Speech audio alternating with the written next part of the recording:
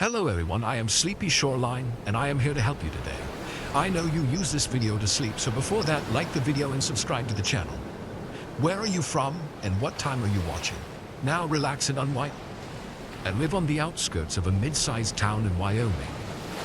The whole reason I live here is because owning a huge plot of land isn't as impossible of a task as it can be in most other states. My house is small, but it was cozy enough for living alone. This happened 4 years ago, in 2019. It was spring and we were going through a month of pouring rain almost every single day. It was a Sunday and I was home from work, spending the day watching TV and resting.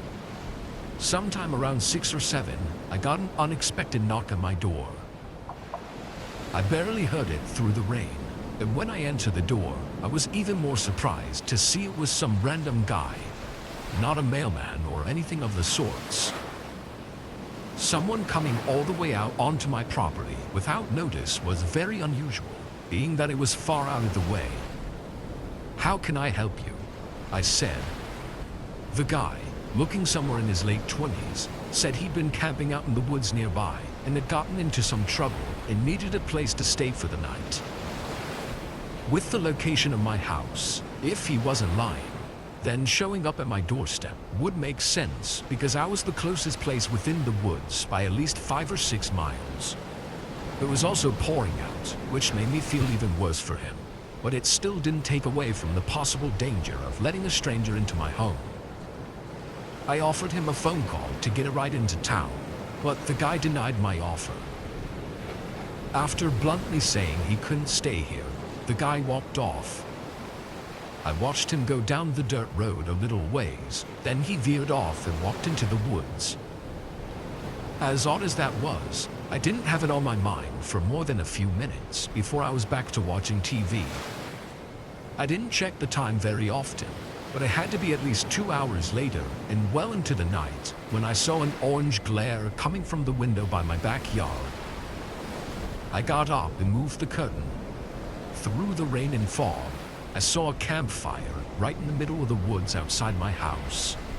It was small, flickering under a large tree as the rain poured down on it. Standing next to it, there was the outline of a figure holding something. I couldn't tell though if he was facing my house or into the woods. After a moment, I closed the curtains and picked up my phone, calling the police to let them know about this person outside my house. I knew it would take probably an hour for them to get here, and whoever was out there wasn't doing me any harm, but at the very least I wanted them away from my house before I went to bed. Once I got off the phone with the officer, I checked the window again. The fire was still burning lightly, but the figure wasn't there.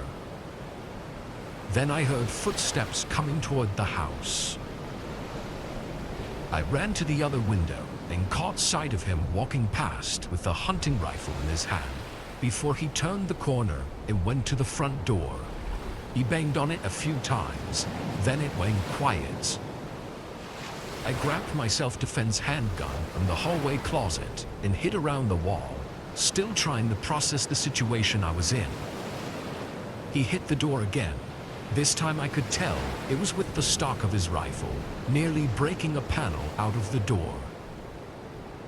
In this moment, I could only think that I had to try to deter him immediately before it becomes life or death for one of us. I shot around toward the edge of the doorframe, deafening myself for a second as the shot rang through the house. When my hearing came back, all I heard was the rain pouring down. No footsteps, banging, or yelling. I gathered up courage after 5 minutes of no sounds and looked out for people, seeing an empty porch and outside in the yard were clear footprints going away from the house. He must have run right after the shot during the couple seconds I couldn't hear. Police did a thorough search and found some strange details. Out by where the campfire was, they found a duffel bag with evidence of it having been buried nearby and likely dug up just hours before the attack. What they told me is that it was most likely a burglary kit, or possibly even a murder kit, that was planted in advance with the intent to be dug up and used later on. This means whoever attacked me had planned it and had been right outside my house at least once before that night. Why he attacked me specifically is not known, and who and where he is currently is still no closer to being figured out than it was 4 years ago. I still live in the same house and worry every day that he might come back.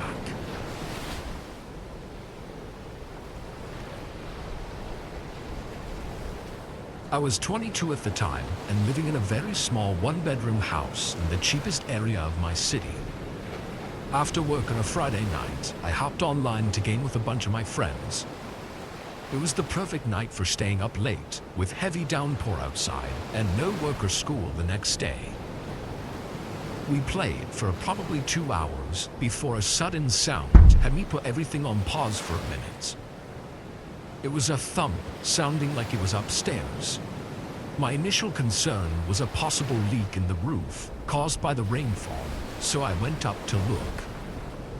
The only rooms upstairs were the single bedroom and the half bathroom, and neither of them had any signs of leaks anywhere, so I ran back down and got back online with my friends. I was on for a while, only getting off at 2 a.m. because everyone else went to bed. I shut everything off and sat on the couch with some snacks while I watched YouTube on my phone. 10 minutes in, I heard another thump. It was from upstairs again, but it was so muffled that it almost sounded like it was on the roof or something. I did an even more thorough search of both my bedroom and the bathroom up there, but there wasn't anything showing itself to be the cause of the sound. I was sure it wasn't thunder either, because it vibrated through the walls like something literally hitting the house. After 10 minutes of looking around, I was so determined to figure it out that I put on my shoes and went out into the rain to see if there was something more noticeable from outside. At first I saw nothing of significance, but then I noticed a tree branch getting pretty close to the side of my house. It was a large and sturdy branch though, that was a good 3 or 4 feet away from the siding. And even in the rain, it wasn't really swaying all that much. It seemed unlikely that it could reach the side and bang up against the side of the house. As I looked at it though, I realized there was a small window on the house that the tree kind of covered up. It was higher than my bedroom window, meaning it had to be an attic. I had no idea there was an attic at this house. The hatch was definitely nowhere noticeable, and the roof wasn't a steep slope, so it didn't look like there would even be room for one. This hidden window was the first clue I'd ever seen to indicate there being an attic. I went inside, even more curious than I was before, and started searching for this hatch that I had to have somewhere. It took a minute, but I found it inside my bedroom closet. It was small and perfectly smooth with the ceiling, basically blending in aside from the tiny gaps from where it opens. I stood up on a box and pulled it down, releasing a rusty ladder from the opening. Immediately, I was hit with a rotten smell, followed by another thump sound. From below, I could tell the attic was extremely short, maybe 2 feet tall at most. I climbed up carefully and looked into this tiny space, basically a wide, dark tunnel, and at the end by the window, I could make out a figure, ducked down on all fours and looking straight at me. I almost fell off the ladder, trying to jump down and run away. I heard them shuffling around as I got my phone and left the house, calling 911 in my driveway. The cops got there and detained the man, who was just some homeless person. Apparently he climbed the tree up to the window and made his way in, staying up there for at least a week without me having noticed. The absurdity of it all was almost unbelievable. I moved out very soon after that, and every house since I've always checked the attics. But the one thing that has stayed with me is the image of that man at the end of the attic, on his hands and knees, staring at me with eyes resembling both fear and anger.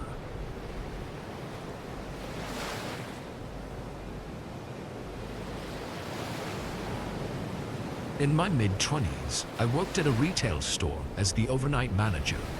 It wasn't a big place, and the only reason I was technically a manager was because I'd be the only overnight worker. So, I was in charge of checking stock, filling shelves, and sometimes receiving order shipments. I was very satisfied with the job and never found myself hating the work. And up until this, I hadn't had anything really happen. It was a weekday night, and a storm was just setting in as I started my shift. Over the first hour of being there, the rain had picked up, and the wind was hitting the building much harder than before, making a lot of noise. I was filling the shelves for the first 2 hours, trying to get the time-consuming tasks out of the way first. As I was in the aisle, though, I heard a thud sound resonating through the building. It sounded like it came from the back of the store in the warehouse section, where our delivery bay was. I walked over and saw the solid metal back door that truck drivers use to get in when making deliveries. The more I thought about it, the more I convinced myself that the thud sounded like a bang at the store, as if a driver was trying to make a delivery, but there were none scheduled for tonight. I opened the door and was met with a face full of cold rain and wind. I stuck my head out briefly to look down at the shipping bay and saw no trucks, so I closed the door and dried off. While walking back to the aisle, I assumed the noise was just the building having shifted a bit from the wind, or maybe just some strange sounding thunder that I hadn't noticed before. I continued working for another full hour before taking a lunch break in the back office, spending maybe 15 minutes there before heading back. But while I was walking through the store, I got this strange feeling, like everything had gone silent aside from the rain ticking on the roof. It gave me chills, and as I reached the end of the aisle, I saw something that made my heart almost stop. Right next to my cart, halfway down, was a line of wet shoe prints through the aisle. I approached it without even thinking and tried to figure out how this was even possible. I followed them down to the front of the store until I saw so many watery prints going all over that it was impossible to follow. And honestly, horrifying to know that they'd walked around the entire place. I ran back to the office and locked myself inside, calling the police and waiting. As I sat there, I only got more scared as I couldn't see outside the office door, and the rain pouring on the building was too loud for me to hear anything else.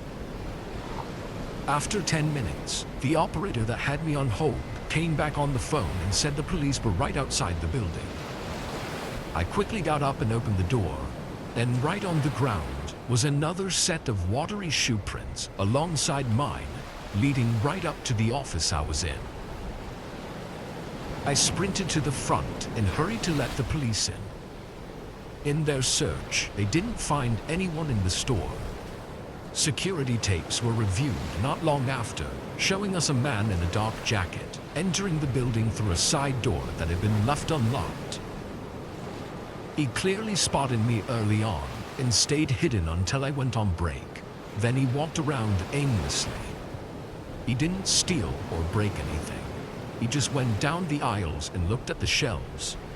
But the creepiest and most horrifying part was when I entered the office and waited for the police. The man came up to and stood outside the office door, waiting for several minutes as he stared at the doorknob, like he was preparing for me to come out. Luckily, he decided to walk away a few minutes later and exited the store. No more footage of him was seen after that. The man never came back, and as far as I was told, he was never found. What he was doing that night is still uncertain, and it will likely remain as an eerie uncertainty for the rest of my life. My parents had always been overprotective of me. I was their only child after all. I don't mind too much. I knew it was because they cared about me. Until I was 16, I'd never been left home alone at night. But finally, the time came. My parents left on a Thursday and wouldn't return until Saturday night. This was my chance to show them that I was responsible enough to look after myself. The first day was a breeze. Thursday was Netflix night, and summer break had me out with friends by Friday. That evening, my best friend Emma and I lounged on my bedroom balcony. It wasn't a mansion, but our house was spacious with a lovely view. As the 9 p.m. sky dimmed, we sat wrapped in blankets, sipping lemonade and laughing. But suddenly, Emma's laughter stopped. She was staring at something across the street. I returned to my balcony and tidied up the blankets. That's when I smelled the cigarette smoke again. I paused, looked out onto the street, and there he was, the man from earlier. He was standing beneath a streetlight watching me. He finished his cigarette and threw the butt onto the floor, all without taking his eyes off me. The hairs on my arms stood up.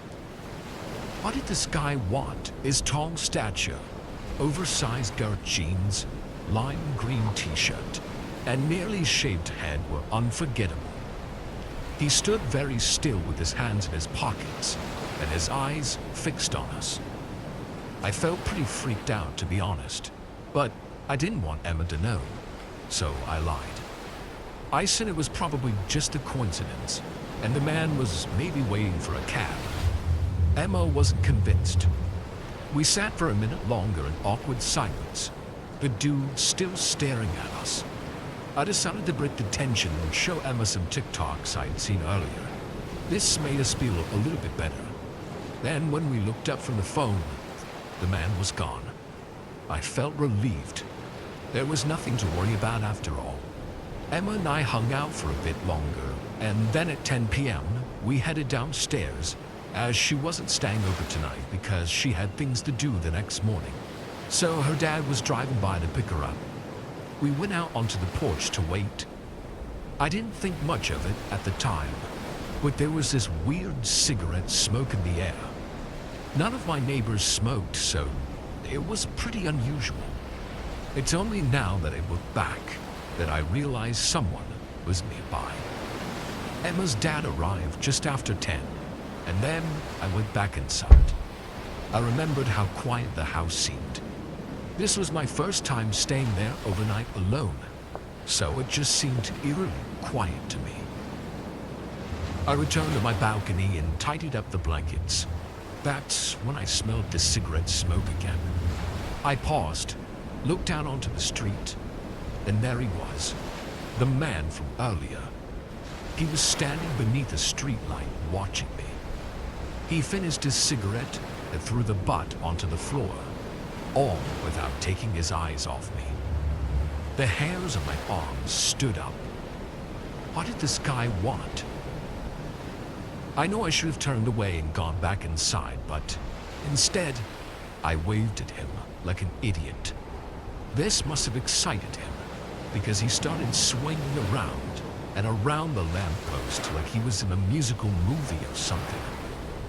Then, as if he couldn't get any creepier, he started gliding and gyrating against the pole as if he was making love to it. This was too gross. I immediately turned and went into the house.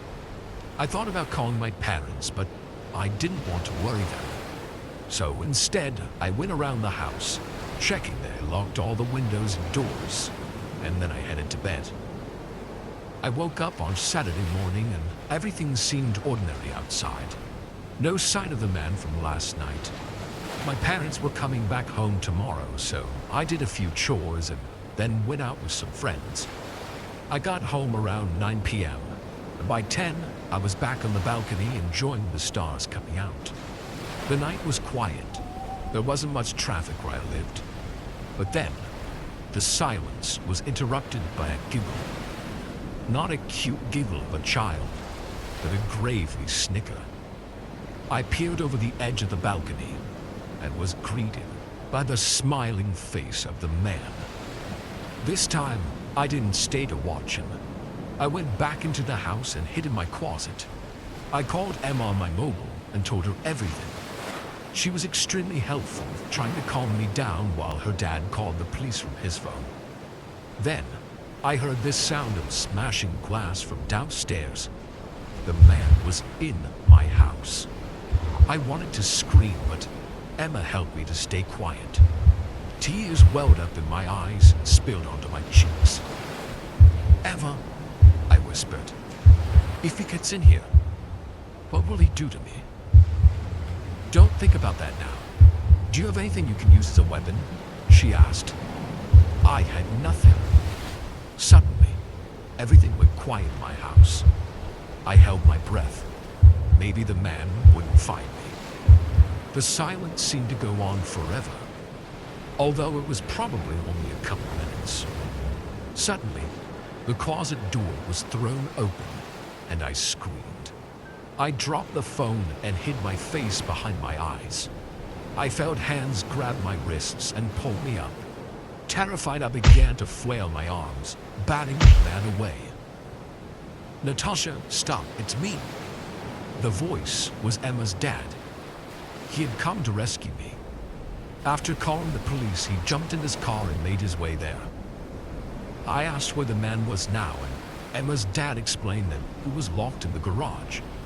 Emma's dad had entered the house through the same broken window as the man, and when the guy wandered into the garage, Emma's dad closed the door and locked him in. Sirens blared in the distance, getting closer. Moments later, the police arrived and made them arrest. Emma's dad let me stay with them till my parents got home the next night.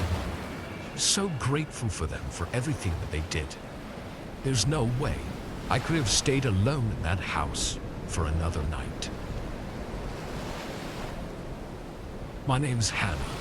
When I was 16 and living in Texas, I was obsessed with horror stories. I couldn't get enough of them. Or movies, books, reading Reddit forums, and watching true crime on YouTube. Never in my wildest dreams did I think that one day I'd be the main character in my own true life horror story. The story I'm about to tell you unfolded on a summer's day in my hometown. My parents would go out to work and I'd hang at the house, enjoying my summer vacation. Sometimes I'd invite friends over, or we'd go chill at the mall. Today, though, everyone was busy or out of town with their family. I didn't mind spending the day alone. The aircon in the house was better than the Texas heat anyway. It was approaching lunchtime, and I was getting hungry, so I decided to order from DoorDash. My parents absolutely hated DoorDash and food ordering apps. They just read some weird story online about creeps delivering food. But who even believes those? Millions of people use DoorDash every day with no problem. So, I get on the app and ordered from Chick-fil-A, my guilty pleasure. At this point, everything seemed normal. I placed the order and was notified, "Your driver, Eddie, is on his way." I don't really like answering the door to delivery guys, so I made a specific request to leave the food on the doorstep. If you've never used DoorDash before, let me tell you, that's a totally normal request. The food delivery person usually comes up to the door, leaves the food at the door, and then updates the app to say that the food has been delivered. Sometimes they might knock on the door or ring the doorbell, just to make sure that you know. But either way, it's a pretty normal thing to do. Eventually, I got a notification on my phone that Eddie was on his way, and then another saying that he was pulling into my street. Usually this would mean I'd hear a soft thud of my food being dropped on the porch, and then my phone would beep to let me know that the delivery was made. But not today. I heard the car door opened and close, footsteps as Eddie approached the house, and then nothing. Weird. How long does it take for this guy to drop off my food? I was upstairs in my room, so I went to the window and peeked out. I could see his car on the street, so I knew he hadn't left yet. I checked my phone. He definitely hadn't updated the app to say that the delivery was made, so I assumed he was still on my porch. And then I saw him. He walked back out onto the driveway and looked right up at my bedroom window. He was tall, scruffy, a bit unkempt looking, but there was something in his eyes that freaked me out. They were so dark, like he had no irises, just big black pupils. I quickly moved away from the window. Just hurry up, dude, and leave. Next, I heard 3 loud, slow knocks on the front door. What the actual was going on? I stood in silence in my bedroom, afraid to move. Eddie knocked again, but this time louder, more forceful. I called down that he could just leave the food on the porch and I'd come get it. The knocking continued, louder, more forceful. This was when I realized he wasn't just knocking now. He was kicking the door. Was he trying to get in? I moved towards the top landing of my house, where I had a good view of the door, and called down again. Is there a problem with my order? You could just leave it on the doorstep. It's fine, really. I tried to keep my voice steady, but inside I was shaking. Hannah, came Eddie's voice.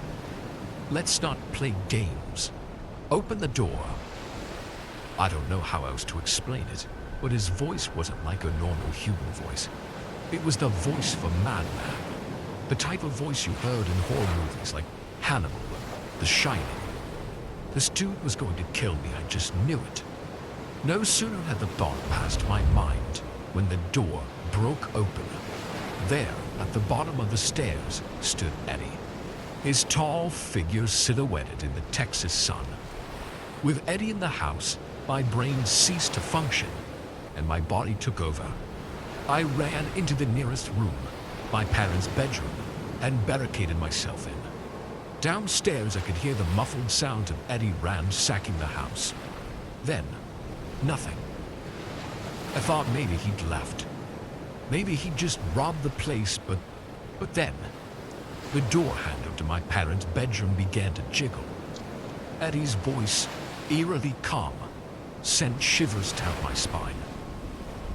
Hannah, you didn't leave me a tip, but such a pretty young thing like you can surely find a way to pay me back.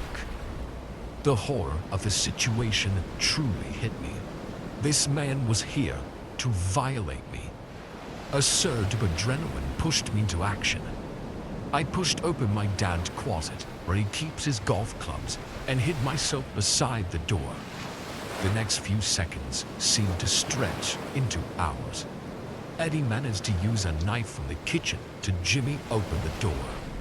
As he stepped in, I swung the golf club with all my might, catching him off guard. There was the sound of something crunching, and then here Eddie rattled the back of his head. Without wasting a second, I bolted from the room and ran to a neighbor across the street. Thank God they were home, and I was able to call 911. The cops arrived pretty quickly, but still, Eddie had vanished before they got there. The police took the matter very seriously, but I heard from my parents that DoorDash denied having an Eddie on file. It turns out they were lying to us, though, and lying to the police, because weeks later, we read a news article about a DoorDash delivery guy named Eddie, who brutally attacked a group of teenage girls having a slumber party. That could have been me. Today, years later, I still deal with the trauma from that event. I'm scared to be home alone and decided to get a license to conceal and carry a weapon. I know that my story is rare. DoorDash is probably safe for the most part, but just remember, creeps and weirdos are out there. Always trust your instincts and be wary, especially when you're home alone. Not everyone is who they appear to be.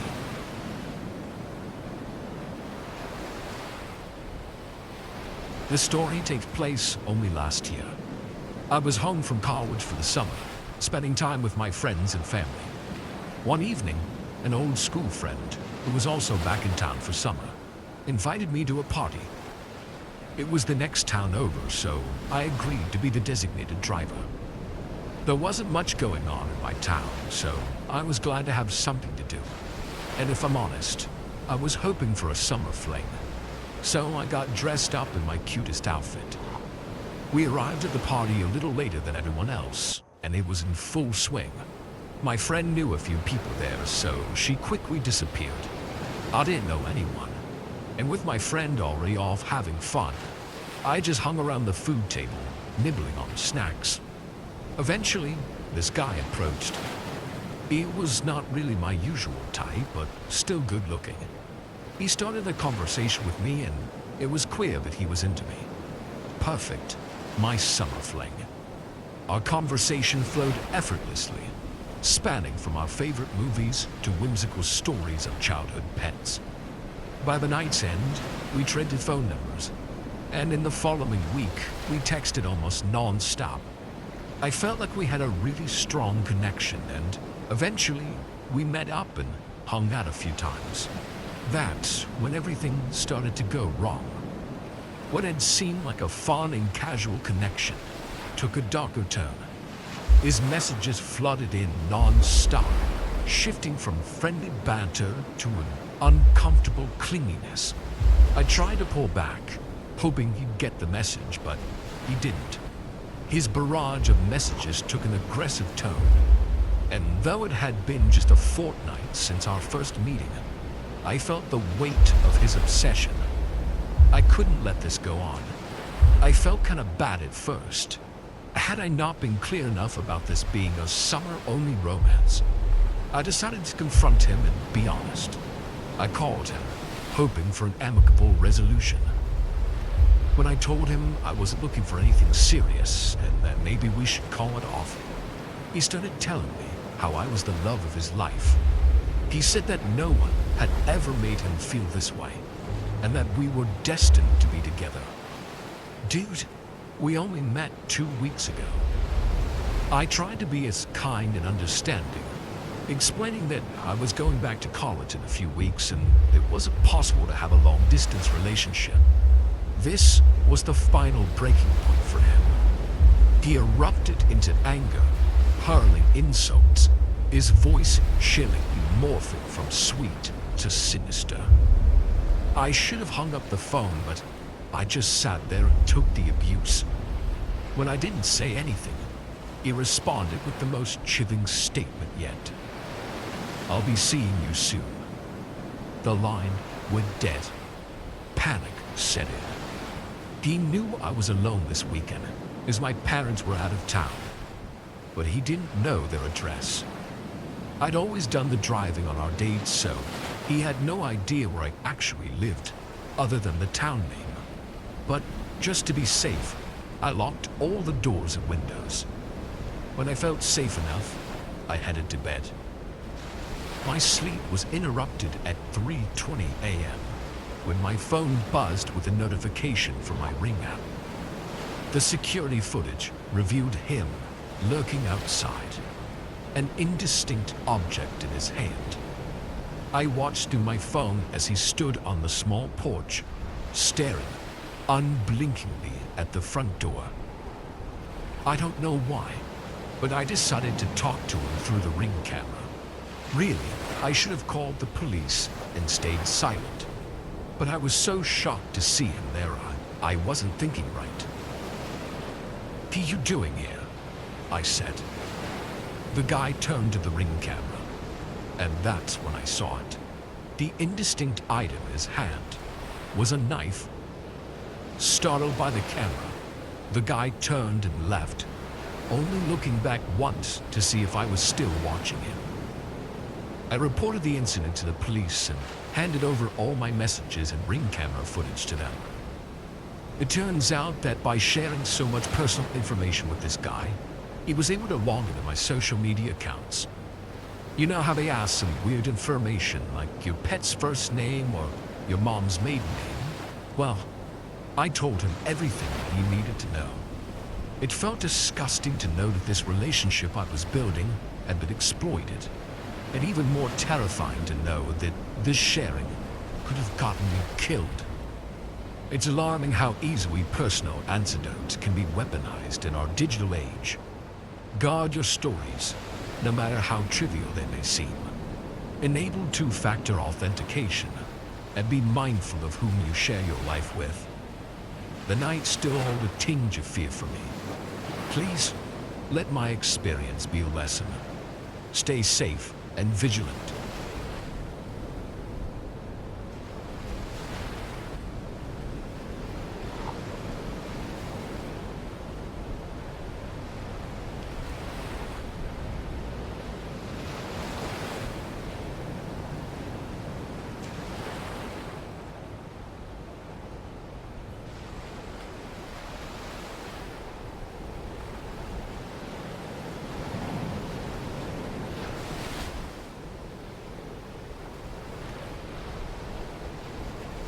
I'm 32 and live alone in a rural house.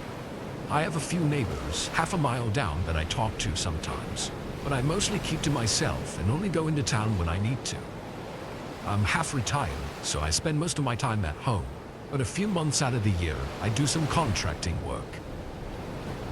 At the time it was late fall, and on this day I was getting all of my equipment from out in the yard and storing it in the shed to prepare for the winter season. It was just a bunch of tools and lawnmowers and stuff like that that I'd left out. Anyway, while I was outside, I saw something unusual. A man was walking along the road that connected to my driveway. He had nothing on him, no backpack or camping gear. For context, this road he was on was entirely empty, aside from the few houses like mine, and the town was a 4-hour walk away. I watched him until he disappeared far off down the road. After he was gone, I looked down in both directions and saw no cars on the side of the road, on either direction. It was really odd, but after a while I stopped thinking about it and finished up with my yard. I was back inside before dark and made dinner while I cooled off. As I sat there, a sudden thud from outside startled me up from the table. It was a wooden thump, like it had come from where the shed was. I looked through the window out into the yard, and the door to the shed was wide open. It was old, but the door had never unlatched on its own like that before. Still unsure of exactly what was going on, I knew I had to check on it and close the door at the very least. I got my rifle just in case, but I was confident it wasn't going to be anything dangerous. Walking out to the shed, I listened carefully and heard nothing other than the quietness of the night. I looked around the field as well and saw no sign of wildlife or people. When I got to the open shed door, I turned on my flashlight and shined it inside. Nothing looked out of place. I stepped in and did a more thorough search for any animals hiding, but still there wasn't anything. I closed the door to the shed and made sure it was secure, then started walking back. As I made my way through the field toward my house, an eerie feeling grew inside me. I didn't know what it was, but it continued to grow as I reached the front door. I stepped in and locked the door behind me. As I walked into the hallway, I saw a shoe print right on the floor. I flicked on the light, and going across the hallway was a line of dirty shoe prints leading up to the spare bedroom. My heart started beating faster as I held my rifle up and took a deep breath, then carefully walked up to the door. I leaned my head against the wood and listened, hearing what sounded like someone breathing right on the other side. Before I could even think on what to do next, the handle twisted from my grip and the door swung open. I jumped back and held the rifle up as a man looked like he was about to charge at me, holding a huge metal shovel up. I think my gun stopped him in his tracks though. He stood in the doorway, holding the shovel like a weapon and having a face full of rage. I yelled as loud as I could for him to stay back, trying to sound intimidating, but I was undoubtedly terrified. The man kept his distance, but his face full of anger never faded. From this moment though, I didn't know what to do. Cops wouldn't be able to make it here for probably an hour if I called, and I definitely didn't want to hold him at gunpoint for that long, risking anything to happen. As we stood in a strange silence, the man suddenly threw the shovel in my direction, then sprinted back into the room. I ran in to see what he was doing and watched him start crawling out of the window. Part of me wanted to stop him, but another part of me couldn't get myself to. He jumped out and ran off into the field, escaping in the vast empty night, with no way of knowing where he was running off to. To this day, that man has never been identified, and his intentions are unknown. All I can say is that if I hadn't had my rifle in my hands, or if he had gotten the jump on me, I likely wouldn't be here today.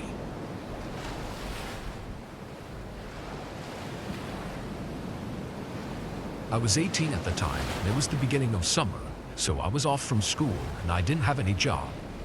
The majority of my time was spent inside the house playing video games, watching YouTube or TV, or just relaxing. When this happened, my parents were out of town for a few days, leaving me with the house. This was a common thing and was never a big deal. Sometimes I'd invite friends over or whatever, but this night I was just enjoying the time to myself. I was watching a rerun of one of my favorite shows on Netflix while also scrolling through my phone. It was late, I don't know the exact time, but I think maybe 11 or 12, when there was a knock at the front door. I paused the TV and went to see who it was. It almost didn't even register in my mind that it was so late, but thankfully it did before I carelessly would have opened the door. I looked in the peephole and saw two men, both wearing similar clothes and just waiting for me to answer. I stood there and thought for a second whether or not to let them know I was home by asking what they wanted. I ended up staying quiet and just watching to wait for them to leave, but a few seconds later, they called out, "Hello? We're here looking to speak with Mr. and Mrs. Ian." That was my parents they were referring to, though I changed the name for privacy. Confused, I still remained quiet, knowing it was far too late for any sort of visit, even if it was important. After a minute, the men looked at each other and said something quietly, then walked off the porch. The outdoor lights were off, so I couldn't see where they went, but I never saw any headlights or cars show up, which had me wondering if they'd walked here, which would only make things weirder. I went back to the TV, but left it on pause for a while, so I could hear if they came back. It only took a few minutes until I heard a pair of footsteps outside the house. They went up to the porch, but instead of knocking like they did before, they started making their way around the side of the house. I got up and ran to the back window. As they got to the backyard, I saw them open the fence and enter, and I hid away from the window so I wouldn't be seen, but I could hear them go up to the back door. They started talking, then began messing with the door. I took this as my chance to get my phone and hide inside the garage. I called the police, explaining the possible break-in that was taking place, and after less than a minute, a loud pop sound vibrated through the house, and the back door slid open. Their footsteps went through the house and straight to the stairs, going up to the bedrooms. A door opened, they entered, then closed it behind them. But after that, there were no more sounds. I waited for a horrifying and slow 10 minutes in silence before the police pulled up to the house. When they did, there was a few quick footsteps upstairs, then the two men started arguing. A few officers came in through the back door and ran upstairs, while another came to the garage and helped me outside. The men didn't resist the rest, but they also didn't speak a word on why they were there. Despite weeks going by, and it being somewhat obvious that they weren't simply robbing the house, the only thing they could charge them with was breaking and entering. It scares me, though, that they seemed to be looking for my parents, and it almost felt like they were going to wait upstairs for them until they came back from their trip. I think back to whether or not I should have shown myself, and if that would have stopped the break-in. But something about their behavior tells me that they still would have broken in and would have done to me whatever was necessary.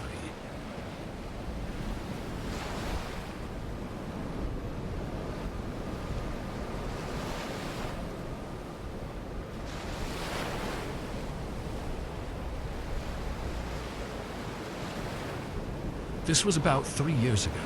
I was staying in a rental house while vacationing to see my brother. He lives 6 hours away from me, so I don't get to see him very often, and he only has a one-bedroom apartment, which makes me have to stay elsewhere when I do see him. The house I rented out was really close to my brother's apartment and was the same price as nearby hotels, so it was an easy choice to go for the house. I gotten into town early in the morning and met up with my brother for lunch, then got some groceries and was back at the rental around 5 o'clock. The place didn't have a lot to offer other than a couch, TV, and bed, but for the price, I wasn't expecting too much. I stayed up until 9, then got in bed. It had been a long day, so I was looking forward to getting a good amount of shut-eye. I laid in bed awake for longer than I wanted, falling asleep after an hour. When my eyes opened, the room was in full darkness, and I could sense that it was the middle of the night. Before I could even check the time, though, I heard something outside the room. Footsteps slowly walking down the hallway, and then a door closing softly, followed by silence. It was like my whole body had frozen, laying in the bed still and staring through the dark room. After a minute passed of no more sounds, I got up and looked into the hallway. At the far end, I could see the front door, which I knew was the door I'd heard them close, but I didn't know if they were still in the house or if they had left. I quietly walked through the other rooms, not seeing anyone. Actually, the only sign of them having been here was the front door being unlocked. I didn't see any footprints or notice anything missing. After checking the locks on all the doors, I called 911. They came fairly quick, but didn't do much of anything. They said to make sure all the doors were locked and to contact the owner, but aside from their useless advice, they provided no intent to figure it out. I stayed up that night and waited until morning, unable to sleep. After calling the owner of the rental and discussing what had happened, I went to see my brother. While out, the owner let me know that he changed the PIN code on the door, which did make me feel a lot better. I was out until late that day though, getting some dinner and drinks with my brother, and being dropped off at the rental sometime between 8 and 9. I went to the couch and sat down, feeling sleepy, but also feeling that nervousness again about the situation. Every time my eyes were about to close, my head would be filled with fear of the intruder coming back. Knowing I needed to sleep tonight, since I didn't get any last night, I decided to go through the house again and check the rooms in hopes to ease my mind. I walked around the living room and kitchen, then went down the hallway to the bedroom. I opened the closet and checked the attached bathroom, and just before I walked out, I heard footsteps running through the hallway toward the bedroom I was in. I swung around the corner and only caught a glimpse of a large man as he slammed the bedroom door shut. Then I heard his footsteps departing and going toward the living room, while I stood in place and just listened. He went all around the living room and kitchen, staying inside the house for probably 2 minutes before I heard the front door open and close behind him. Police came quickly after I called again, and this time the homeowner came by as well. The living room and kitchen looked like they'd been ransacked. The furniture was scattered all over, and the cabinets were all open, with the things inside them having been tossed over the floor. After a closer look though, the owner didn't see anything that was missing. It looked more like whoever that man was looking for something very specific and nothing more. I left the rental and got a hotel after that, and within a few days, I was never updated again about anything. I assume he was never found, but the situation has left me with a lot of questions. Something that really gets to me is that I had checked the entire house that one night. So where was he hiding? How long had he been in the house with me? Was he watching me? And what would have happened if I had fallen asleep on the couch?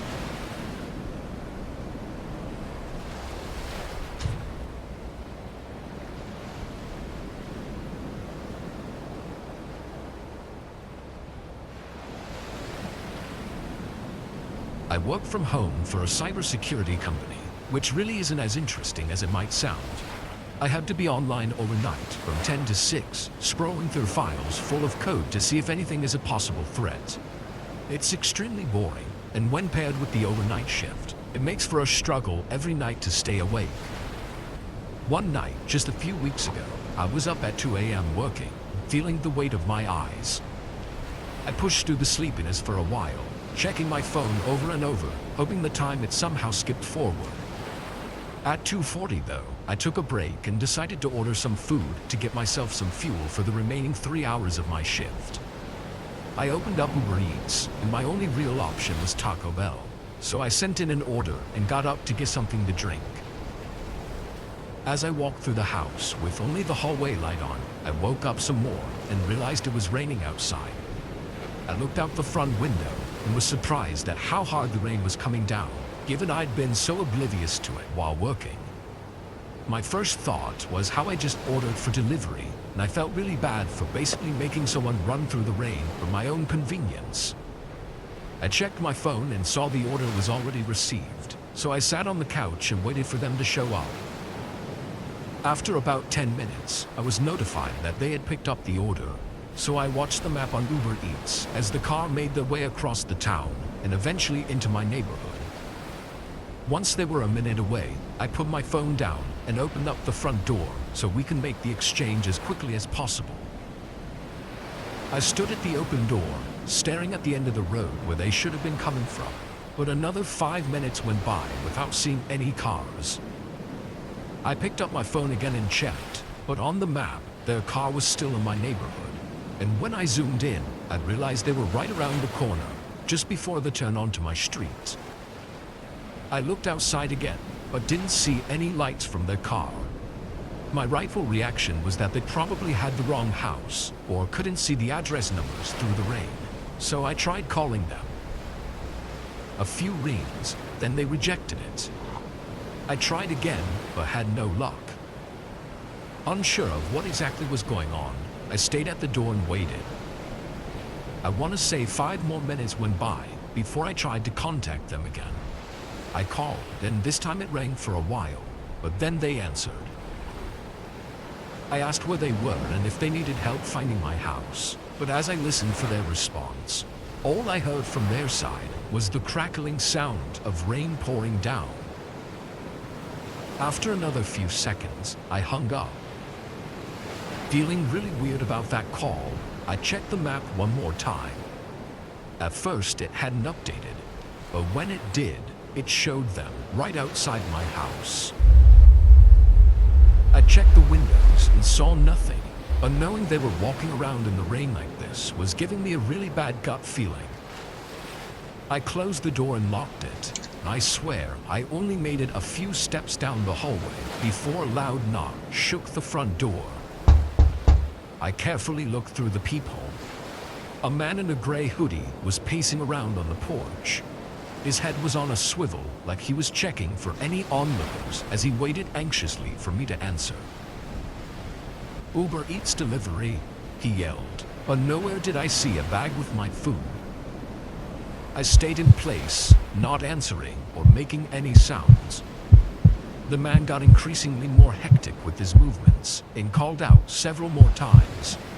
Then, he suddenly pressed himself up against the door, blocking my view as I heard a few dull scrapes on the wood, before he quickly ran to the side of my house and disappeared in the rain.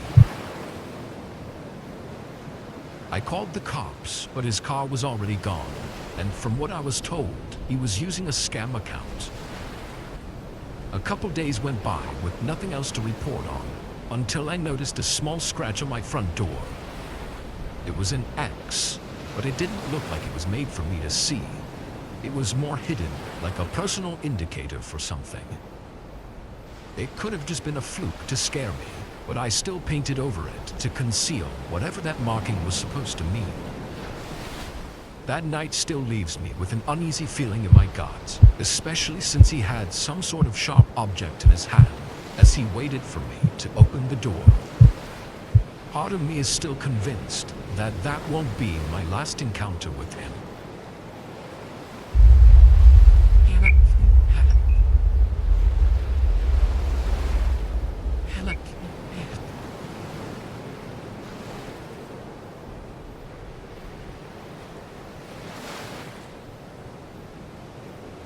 I was driving through my city, delivering for Postmates way back in the day when it had basically just started.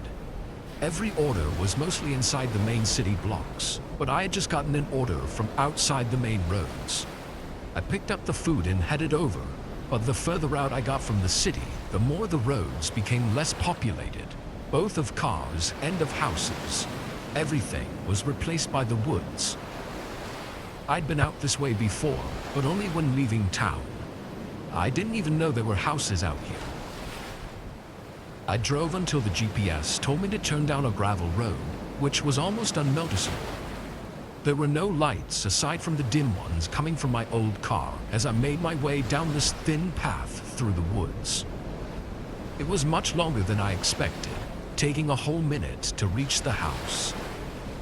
To be honest, it was what I assumed it would look like due to its isolated location in the woods. It was aged and almost entirely made of wood, having vines growing up the outside of the house.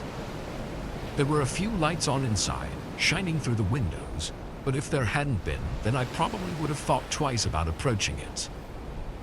I checked the bag for everything, then went up to the front door. I pressed the doorbell, which didn't really work, so I had to knock as well. As soon as my hand hit the door, though, it creaked open. Cautiously, I opened it a little further and called out, "I have an order here from Postmates." A moment later, I called out again, "Anybody home?" There were no sounds coming from inside, but all of the lights I could see were on, and through the crack in the doorway, I could see a TV in the living room. It was playing, but was muted. I don't know how else to really explain my thoughts, but the vibes were just off, and I knew something was wrong about this. I turned and went back to my car, getting in and starting to do a U-turn. Right away, I felt a problem. The steering was stiff, and my car was struggling to move through the gravel, feeling extremely bumpy and jittery. I got out, and my face went cold when I saw that my front tire was flat. I then moved my eyes over to the other tires, and every one of them was flat as well, not just a little deflated, but completely flattened. My stomach dropped, instantly knowing this was a purposeful act. In that moment, my mind was everywhere. What terrified me was that I didn't know whether someone put something on the path, or if someone had come up while I was at the house and done it behind my back. Either way, the only thing I knew was that someone was out here with me, way out in the woods in the middle of nowhere. I got back inside my car and locked the doors, trying to call 911, but had no connection.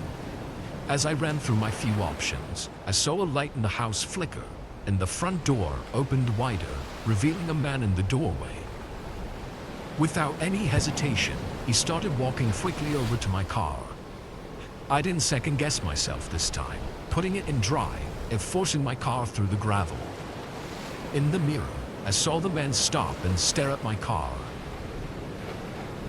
Once I was on the main road, I took it more carefully, driving slow to keep from damaging my car until I got enough signal to call 911. But what unfolded afterwards was equally as terrifying. That house was owned and lived in by a single mother with 2 kids, all of which said they were at the house sleeping in their rooms at the time I claimed this happened at. They never ordered anything, or saw any man, or even found anything missing in their home. I don't know if they were in on it somehow, or if they were just as much a victim as I was.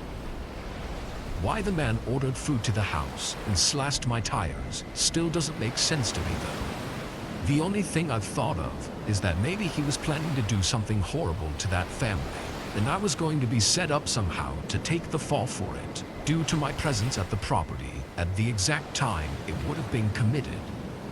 It may be a stretch, but if that's true, then me getting away might have saved more lives than just my own.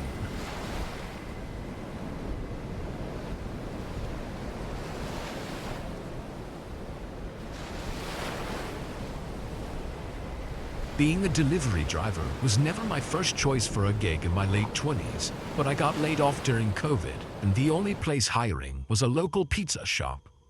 It was a popular place in our town, but really it was just basic pizza. Anyway, this was during the time when everyone was staying inside and ordering for delivery, so I was working overtime and staying busy up until close every night at 1 a.m. This was just another day, running deliveries all over town. Around 12, we got a call in for 4 large pizzas for a house located just outside of town, about 30 minutes away. I accepted it, knowing it would be my last order anyway, and it was a big order, so the payment would likely make up for the longer drive. By 12:15, I got en route to the house. The drive wasn't anything to note. All the roads were empty and nobody was outside due to the mandatory lockdowns going on. When I got to the address though, I was immediately confused. There was a driveway with a large open gate, looking like it belonged to a large mansion of some kind, but at the end of the driveway was nothing. It was just a dead end with forest all around, except not far off in the trees was a glowing light. I pulled in and parked in the middle of the driveway and got out. Now standing outside, I could see more clearly that it was a campfire or bonfire of some kind, and I could hear a group of people talking. After a moment, a figure stepped in front of the glowing light from the fire and waved at me, like he was inviting me to bring over the pizzas. It goes without saying that this was not normal in any way, but seeing them wave me over and hearing the group of people gave me more than enough reason to believe it was just a bunch of college kids hanging out. I mean, they did order 4 large pizzas, so it all just added up in my head. I got the pizzas from the back seat and left the headlights on as I started walking off the driveway and into the trees. A few more people showed up in the light as I got closer, all watching me walk toward them. When I reached the bonfire, there was half a dozen more people standing and sitting in the area. Strangely, none of them seemed happy that the pizza was here, and there was nothing else around in the yard. No beer bottles or drinks of any kind. No music players, no games. Just a bunch of people hanging around the bonfire. I stood on the edge of the site and kind of just held the pizzas up awkwardly, hoping one of them would come up to take them and pay. A second later, a man walked over and took the boxes, handing them off to someone else. The whole eerie feeling of this place was getting to me, making me more uncomfortable with every second that passed. Before I could even ask for payment, though, I heard some footsteps approaching, and from the forest, several more people came in toward the bonfire. There were at least a dozen of them now, all looking at me and not saying anything. I'd never once left without payment, but this situation literally had me shaking. I quickly turned around and started walking back to my car. I looked back a couple times, seeing them still standing by the fire and not hearing any of them speaking. As I exited the tree line though, my heart almost stopped as 2 figures sprinted away from behind my car. They went straight into the forest and disappeared past the headlights. I didn't even check my car for anything missing. I just got in and backed out, speeding down the road to get as far from there as possible. Once I made it back to the shop, I told my manager of the strange situation. Thankfully, he understood and even tried calling the number they used to place the order, but they declined to answer. After a bit of discussion, I ended up calling the police to have them check up on the group's suspicious behavior. It had been less than an hour since I was there, but when the police arrived, the only sign of them was the bonfire still burning, but left unattended. What really happened that night is unknown, and as far as I can see, it will likely remain that way.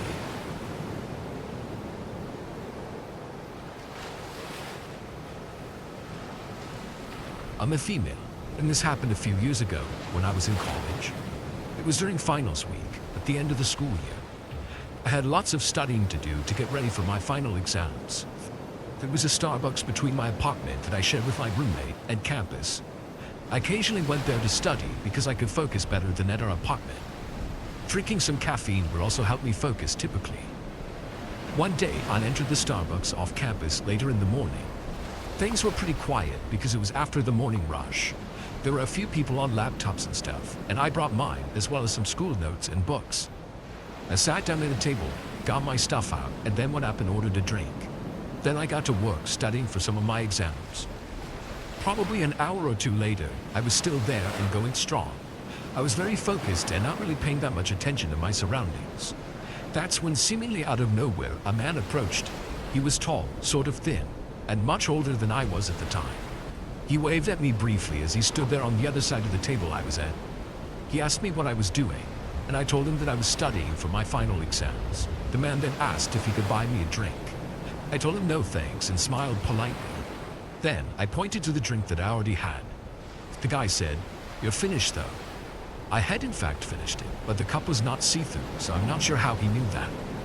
I told him that I didn't want another one though, and I was good. The guy stood there for a few moments and then just kind of walked away. I looked back at my laptop, but then looked up again a few seconds later to see where he went. He sat down in the corner across from me, but a decent ways away.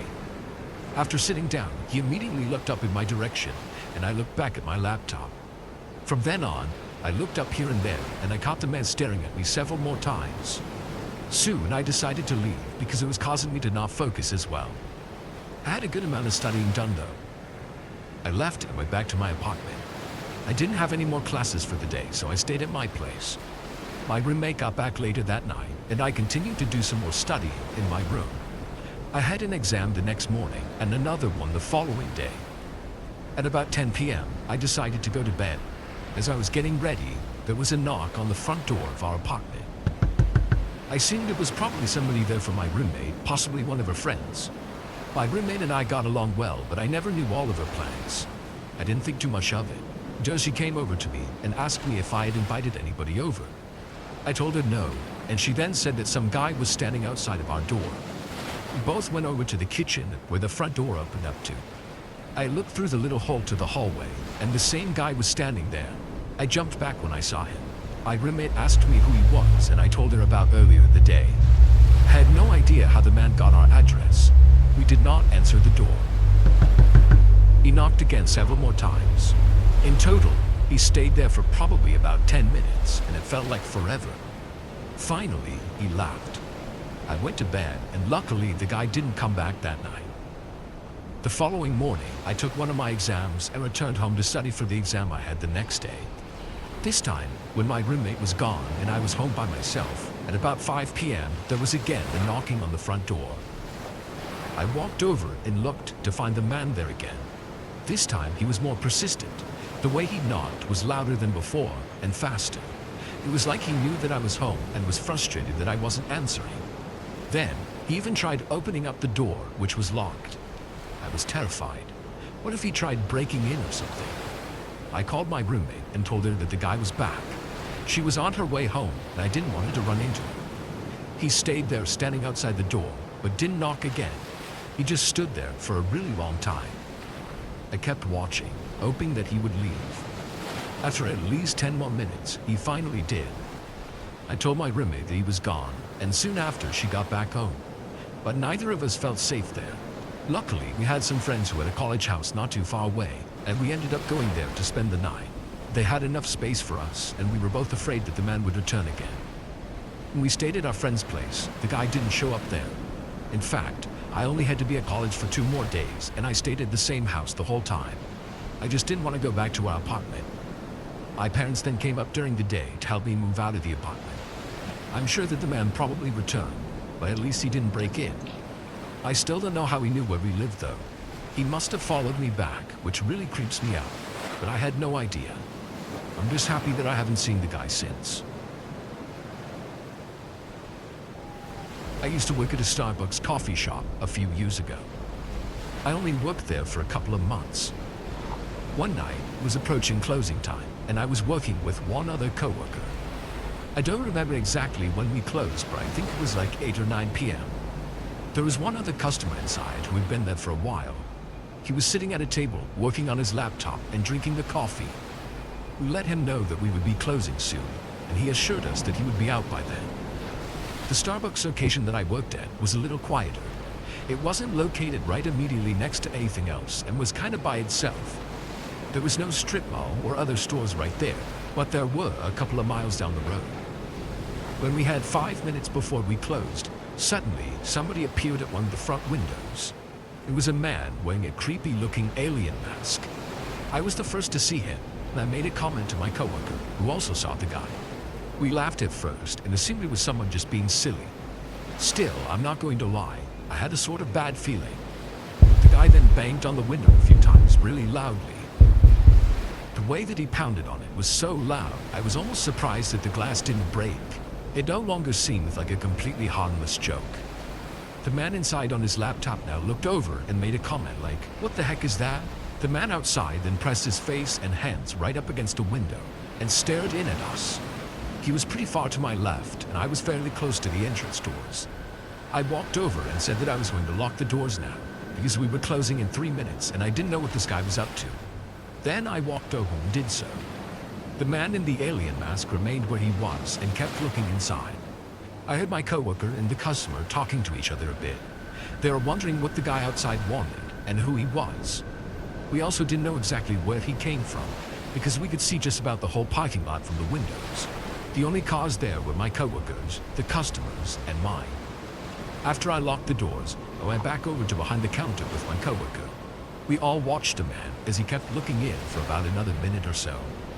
Then, he walked over to the doors and tried entering. Except the doors were now locked.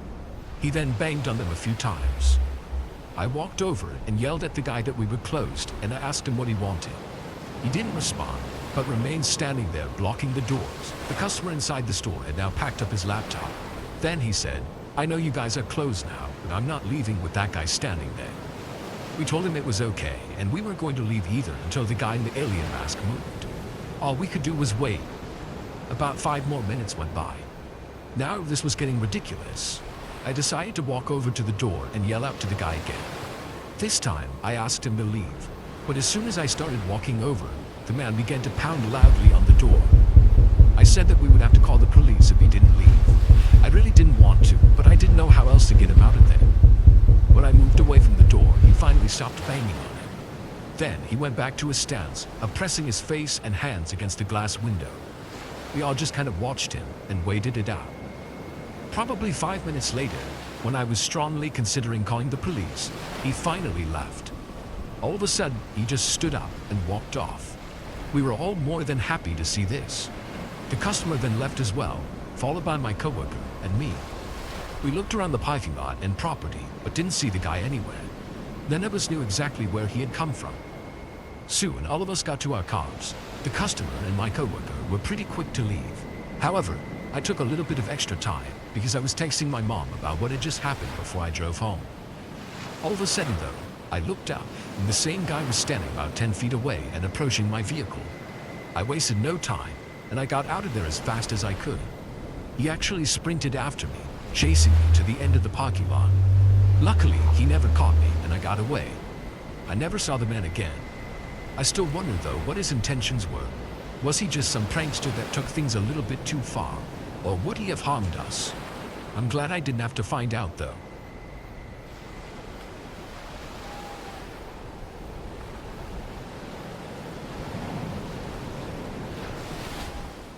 I went to Starbucks last month and had the worst experience there of my life. The thing is, I've gone there probably 100 times before. I'm a big coffee drinker, and I have coffee every day before work and throughout the workday as well. I don't stop at Starbucks every day, though. Sometimes I make coffee at home.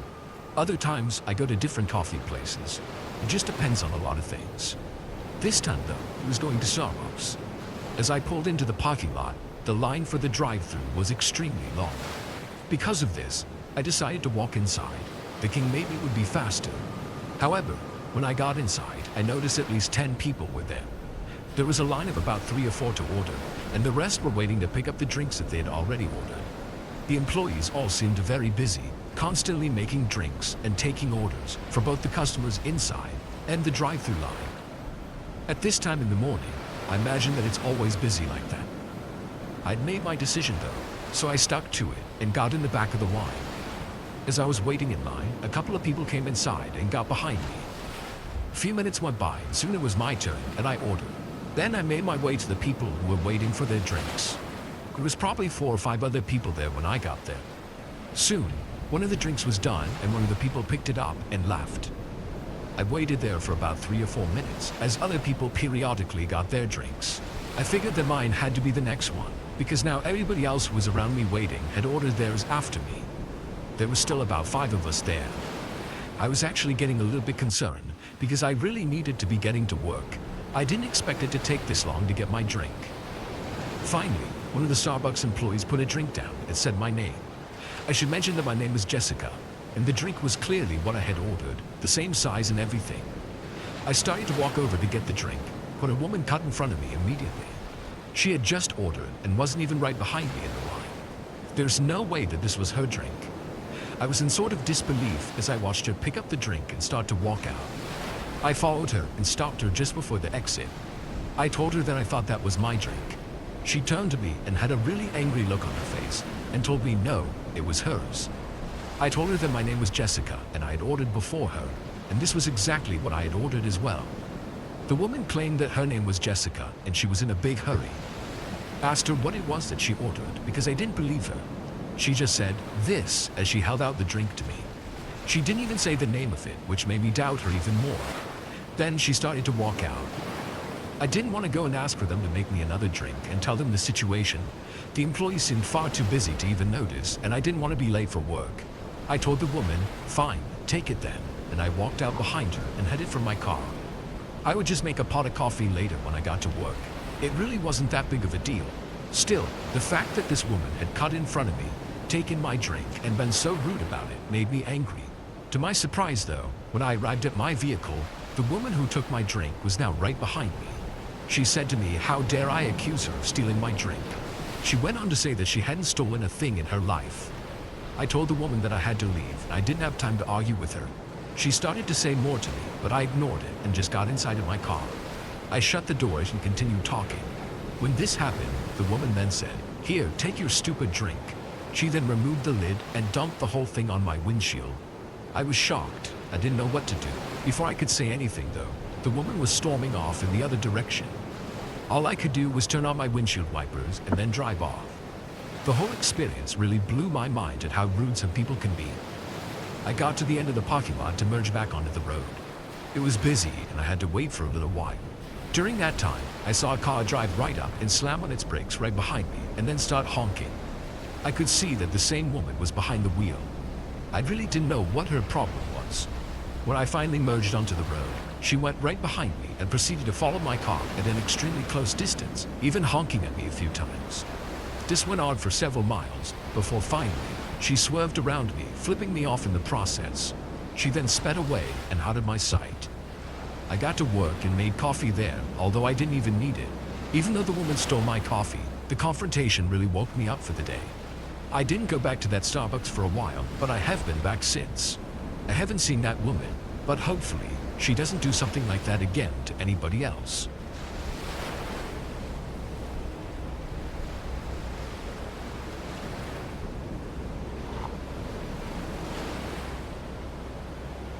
I currently work at Starbucks and have worked there for nearly a year. I'm a part-time employee and work all kinds of hours that were open. The Starbucks location that I work at, I would describe as an average location. It's near a shopping area with some other stores and restaurants nearby.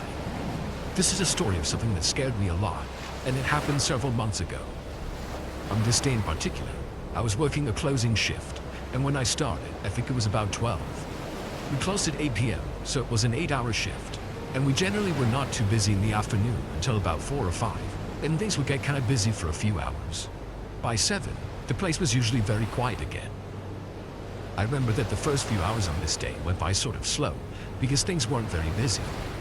Inside the Starbucks, there are quite a few tables that people often come in and work at on their laptops or read books. There are a few people that got coffee as they worked or studied. By 5 o'clock, things were busy. It was around that time that I first saw a man inside that was acting sort of strange. I remember that he had a full beard that was not incredibly long, but a decent length. He was balding and wore baggy clothes. the guy started walking around really quickly inside. It looked like he was walking fast to go someplace, but then he would just turn around and walk back. Soon, it seemed as though he was speed walking laps around the store. It was strange to say the least. After about a minute or so of that, he stopped, and it appeared as though he went to talk with someone that was sitting down. I had work to do, and I got sort of busy for the next little stretch of time. Probably 30 minutes or so later, I heard that some of the customers were complaining about the guy. I looked out, and he was still there. Now he was sitting at a table by himself and just kind of looking around. Apparently, he'd approached several customers, asking them to buy him something or give him their drinks. Because I was the least busy at the time, after talking with the coworker, I decided to ask the guy to leave. I was nervous to do so because I didn't know how the man would react. I walked out from behind the counter and towards where I had seen him. It was still pretty busy and people were all over the place. This Starbucks, I feel like, is a little bit larger than most. When I got over to where I had seen the guy sitting before, he was now gone. I looked around and walked through the entire place. I couldn't find him anywhere though. I guessed that he had left. This was actually a relief to me, and I went back to behind the counter. I returned to work making drinks after that. By then, it was maybe between 6 and 7 p.m. Things quickly died down inside and got much quieter. A few of my coworkers left at 7, and there were just 4 of us working for the last hour. When I would work closing shifts, the 7 o'clock hour always seemed to drag on. It was very quiet typically at our location. Plus, usually it had been a long day to that point. We didn't get a whole lot of customers either. Finally, 8 o'clock came. Nobody else was inside at any of the tables. I walked out to clean the floor like one of us always did at closing time. When I got over to the back area where the bathrooms were though, I noticed that the door was closed to one of them. We had 2 bathrooms right across from each other in this small little back hallway area. They were both single-room bathrooms with a locking door. When nobody was inside of them, they would be open. I remember the man, and instantly my heart sank. Could he possibly be in there? It was like I just knew. Still, I knocked on the door, but I got no response. I waited for a bit and then knocked again. This time, I said that we were closing and I asked if anybody was inside. I got no response to that as well. I started to think that possibly somebody had just closed the door and then left. I knocked again and asked if anybody was inside, and I listened closely. I was listening for any kind of movement or indication of somebody being in there, but I heard absolutely nothing. I took a couple of steps back, and then, out of nowhere, the door burst open. Sure enough, the man from before came running out. He was running right towards me. All I could do was run away from him. My coworkers heard the commotion and saw me running. I ran all the way out of the building though. When I made it outside, the man was probably about 10 feet behind me, and he followed me out. I sprinted through the parking lot and didn't know exactly where I was going. I couldn't get inside my car on time before the man would reach me. So instead, I ran through the parking lot to another one, where there was like a grocery store. I ran all the way to the grocery store and went inside of it. Thankfully, they were still open. At some point, the man stopped chasing me, but I honestly don't know when. All I know is when I got inside the grocery store, I didn't see him anymore. One of my coworkers was calling me on my cell phone, and I answered. She asked me if I was okay, and also mentioned that they had called the police. I said that I was fine, but I didn't know where the man was anymore. Very carefully, I walked back to Starbucks. As I did, I kept an eye out for the man, but I didn't see him. When I made it back, there was a police car outside. We all talked with officers, and they said they would search around the area for the man. We finished up our work, then all left. It made for the scariest day I ever had working there. This happened my freshman year of college. I went to a pretty big university, and over time, I met a decent amount of people and had a few groups of friends that I would hang out with. By the time Halloween rolled around my freshman year, I had plans to go out with some of my friends. I dressed up as a nerd and we went out to a few of the bars around campus. As it got later, a few of my friends wanted to go to one of the bars in town that was pretty strict. Being 19 at the time, I figured I wouldn't get in. I told them they should go ahead, and I Snapchatted a few of my other friends asking what they were doing. One of my friends named John told me about a party he had been invited to. He said it was supposed to be really big and asked if I wanted to go with. To me, this was perfect because I wasn't tired yet and still wanted to hang out with people. I told him I'd go, and I walked to the edge of campus and met up with him. We then walked a few blocks to where the address was that John told me. We saw what appeared to be the house. We could just barely hear the music coming from inside, and saw a kid wearing a basketball jersey and sunglasses sitting out front drinking a beer. We walked up and John greeted the kid, who I guess knew him. He introduced me and the kid said his name was Jake. And we both walked inside the house, and the first thing we noticed was a little entryway filled with shoes. We took off ours, and then we went through another doorway into a room where we saw a speaker blaring music, but nobody was in the room. Immediately I got a bad feeling, and as I started to walk forward to the next room, I heard footsteps coming from behind us. John and I turned around and saw two large men enter the room with baseball bats.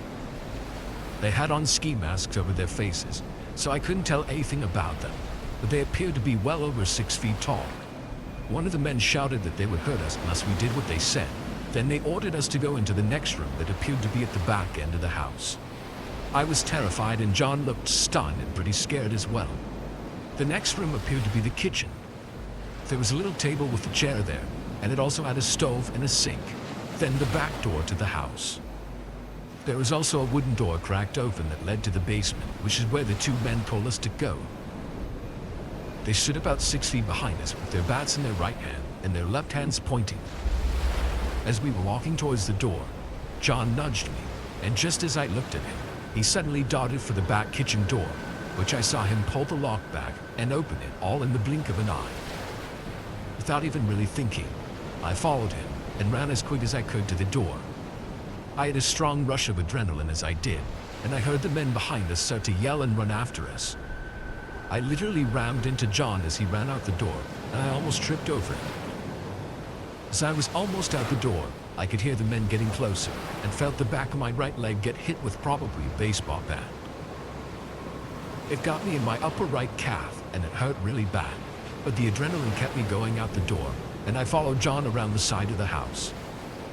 The longer we ran, the more my leg throbbed, but we seemed to get a little bit farther away from the men who were behind us, and as we passed by two garbage cans that were on the side of the house, I pushed one of them over to try to slow the men down. John started yelling as he ran. By the time we reached the street, we didn't notice the men chasing us anymore. I ran with John all the way back to campus before I basically collapsed from being tired and the pain from my leg. We called the police and then told them the address of the house and everything. Apparently by the time they showed up, nobody was there, and the house was vacant at the time, but was owned by a guy who typically rented to students. I'm sure that John and I narrowly avoided something terrible that night, and I had a really sore leg for a few weeks, but other than that I was fine. A few years back, when I was 10 years old, me and 3 of my friends all went trick-or-treating together. It was a yearly thing for us to all go together, because we lived in the same neighborhood. I remember that I dressed up as a football player. My friends Jeremy and Lucas went as basketball players, and my friend John was a robot. We started early at about 5 p.m. near Jeremy's house. He lived on the edge of our neighborhood, so it was a good place to stop. Then we would work our way back, block after block to the end. It was a very large neighborhood and had houses of all sizes. We would always get tons of candy every single year. We made our way through the neighborhood, stopping at my house for a few minutes to take a quick break, and then we kept going. We ended up finishing the neighborhood at about 8 p.m. We thought about calling it a night, but it wasn't really that late yet, so we decided to make the walk through the park nearby to another area that had more houses. These houses were more spread out and had a lot less other kids trick-or-treating. The first couple of houses gave us large amounts of candy, and then we knew that we made a good choice to come there. Then we came upon this one house that had a very long driveway. In fact, we almost didn't see the driveway and we walked right past it until Lucas pointed it out. It was a driveway surrounded by trees on the corner of the street. When we started to walk down it, we saw that it went downhill quite a bit and then turned. We figured not many kids had been to this house and maybe they'd give us the rest of the candy or something, so we walked down the long driveway. When we reached the house, we saw a small light on the front step and a zombie decoration holding a sign.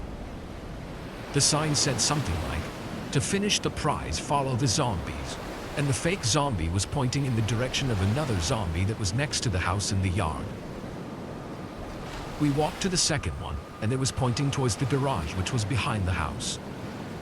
Me, Jeremy, and Lucas ran toward it to try to get all the candy first. There was another zombie pointing to behind the garage, and the final zombie outside that pointed to the door of the back of the garage.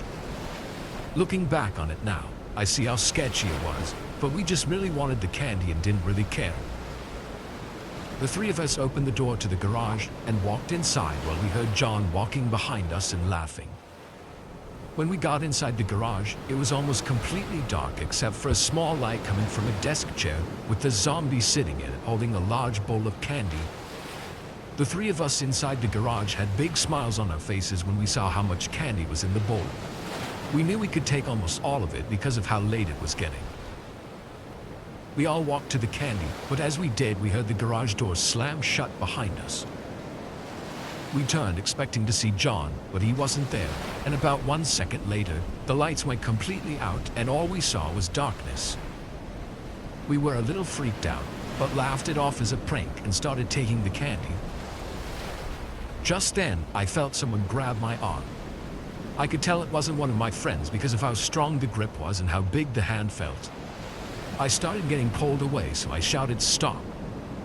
My friend started asking me what was going on. We heard John trying to enter the garage, but at that point it appeared to be locked because the doorknob just kept jiggling. I started screaming help, hoping my friends would be able to help me, but they just shouted back asking where I was. At this point, whoever was there put their other hand up my other arm and was basically leading me slowly deeper into the garage. John then started pounding on the door. After about 5 seconds of John pounding on the door, I was suddenly released from whoever was holding on to me, and I heard a grown man's voice from the other side of the garage yell at us all to get out. The door was then unlocked, and John opened it and just stood there while the rest of us dashed out as fast as we could. We ran all the way back up the driveway and back to my house. It was a terrifying experience, and I really don't know what was going on inside that garage. We didn't report it or anything, which was probably a mistake, but my friends and I still talk about it all the time.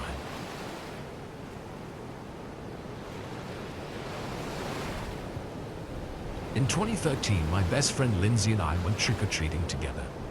I dressed up as Harley Quinn from Batman, and Lindsay was Minnie Mouse.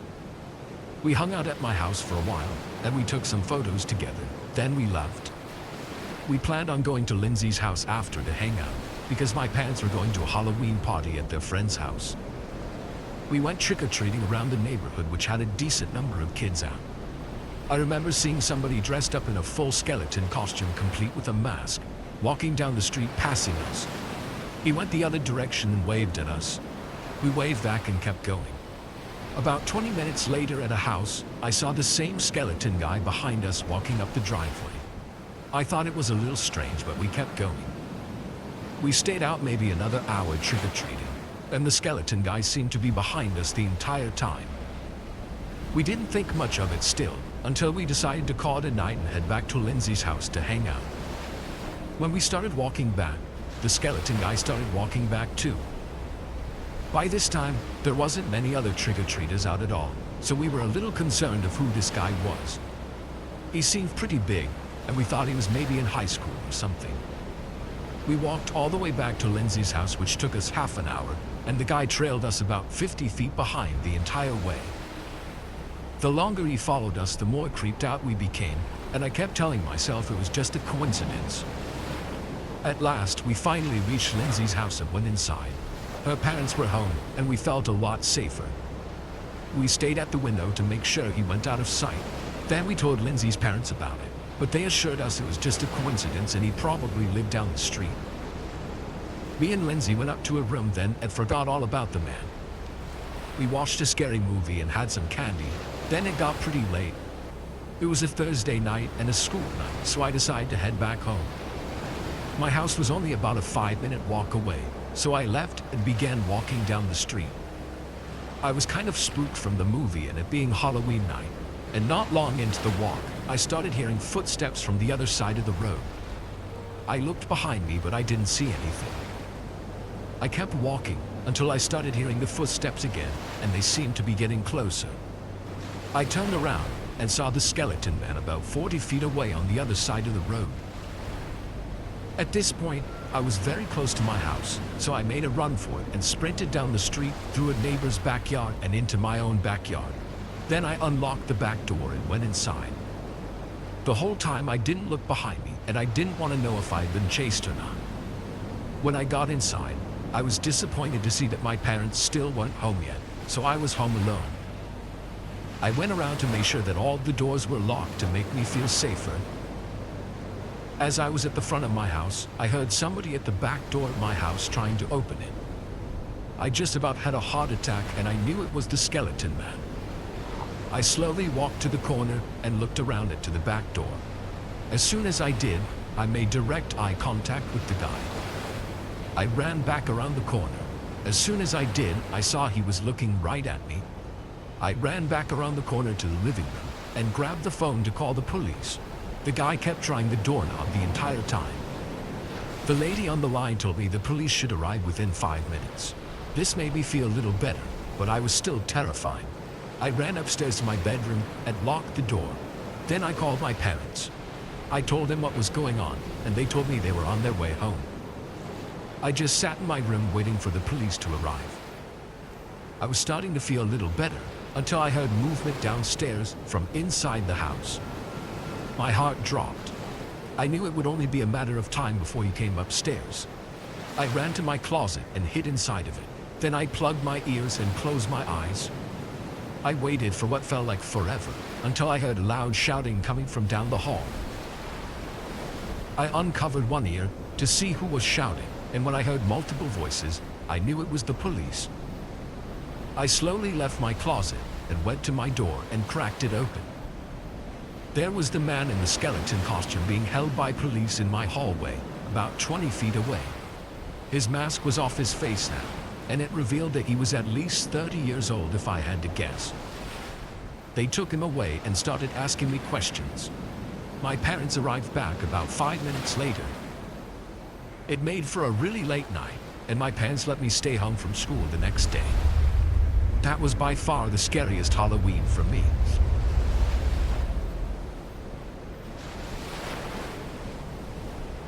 A couple of years back, me and my friend Sam went trick-or-treating together. I think we were probably about 12 or 13 at the time. Sam's older brother drove us to the neighborhood that was a couple of miles away, because our neighborhood was small, and apparently this one gave the most candy. We got out of Sam's brother's car, and he told us he would pick us up when we were done. We started going house to house and getting candy. I had never been to that neighborhood before, but I had to admit it didn't disappoint. People were very nice, and we stayed there for almost 2 hours until we reached the end. There were a few more houses on a quieter road a ways down, so we decided to finish with those. Most of the houses there looked a little more run down, and many had their lights off, indicating that we shouldn't go there. Then we reached the house on the end of that street. It had its lights off, but the front door appeared to be open. We were literally turning around and starting to walk back when we saw a man peek his head out from inside the house and waved us over. We started walking to the man. This house was pretty run down as well and had a decent-sized yard with long grass and some trees and bushes scattered around the yard.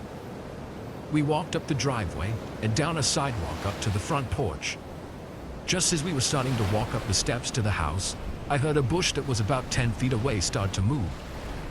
I looked over to it and saw a tall man walking towards us. When I looked at him, he had a terrible look to his face that just really gave me the creeps. He wore dirty clothes, had a scruffy beard and messy hair. At the same time, the man emerged from the house and started walking towards us. Sam took off running, and I did the same. The men ran after us, but only for a short distance. We were easily able to outrun them. We sprinted all the way back to the first neighborhood, where Sam called his brother, and he came and picked us up. We told Sam's brother what had happened, and he insisted that it was just a Halloween prank to scare us, and then he wanted to drive us back to the house. We begged him not to, but he insisted and assured us that it was fine. I guessed that maybe it could have been a prank, but judging by the look on that man's face, I really didn't think it was.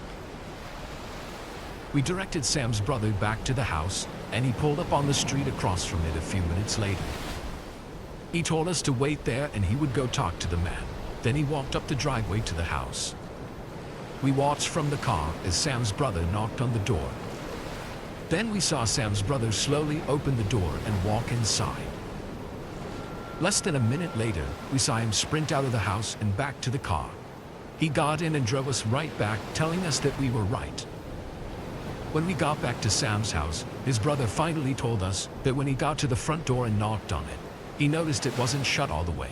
So he looked inside and saw that the house was completely empty. He said it was very run down and appeared to be vacant for quite some time.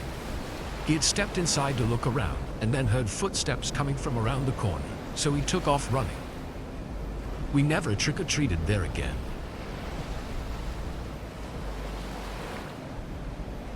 Years ago, when I was a kid, I used to go trick-or-treating with my friend Michael every Halloween.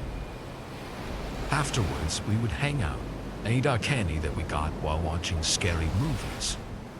On this one year, Michael and I went trick-or-treating around my neighborhood, which was pretty big, and afterwards we got back to my house. Then we put on a movie, and the plan was for Michael to spend the night. Shortly after we got home, my mom, who was the only other person home, said she was going to bed. It was only 9 p.m., but she had work early the next morning. We were watching a scary movie in the living room after that. We got probably about 30 minutes into it when I heard a knock coming from the front door. It really startled me because of the fact that we were watching a scary film. Then I remembered how it was Halloween, and I stopped being scared because I figured it was just a trick-or-treater. So I started to walk towards the door. As I got closer, I remembered how late it was, almost 10 p.m., and there weren't really people trick-or-treating out this late. I decided to just take a look out of the window first to see who it was. I peeked out from behind the blinds and saw a creepy-looking man standing at the front door. He looked pretty tall and was skinny with a little beard. He also had sunglasses on, but didn't appear to be in any kind of costume. I had a bad feeling about it, so I decided not to answer the door, but Michael, who was still on the couch, asked me who it was. I told him a creepy-looking dude was there and I wasn't answering. I watched as the man looked around for a little while, and then finally walked away. I was really happy to see him go, because as a 12-year-old kid I got scared pretty easy. I went back and resumed the movie, but I would say just about 10 minutes later, we heard a knock coming from the door once again. We ignored it until they knocked again at a louder volume. I wanted to call my mom, but I knew she was sleeping and had to be up early for work, so I didn't. Michael and I both walked quietly over to the window this time and looked down. But as soon as we pulled the blinds back, we saw the man standing at our front step looking directly at us. I made eye contact with the man, who had an angry look on his face. We quickly covered the window back up and ran away back to the living room. We were just hoping that the man would decide to go away, but instead, we heard the knocking once again, but not at the door this time. Now it moved to the window where we had been looking out of. We couldn't see him from the blinds, but we knew that he was right on the other side. I was starting to freak out. Michael said maybe it was just some guy trying to scare people on Halloween. I hoped that was the case, and the knocking from the man moved from one window to another. He seemed to be making his way around the house to the back. Then we didn't hear anything for a short time. All Michael and I could really do was sit there and listen. Then suddenly, we heard the loud sound of glass being broken. It sounded like it was coming from the back of the house at one of the basement windows.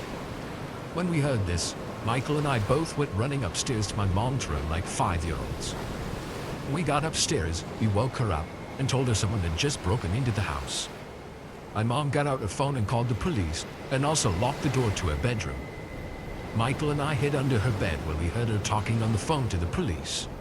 Then we just had to wait for the police to arrive. We heard the man walking around downstairs, but he never came up the stairs. Eventually, we stopped hearing him, and by the time the police showed up, he was gone.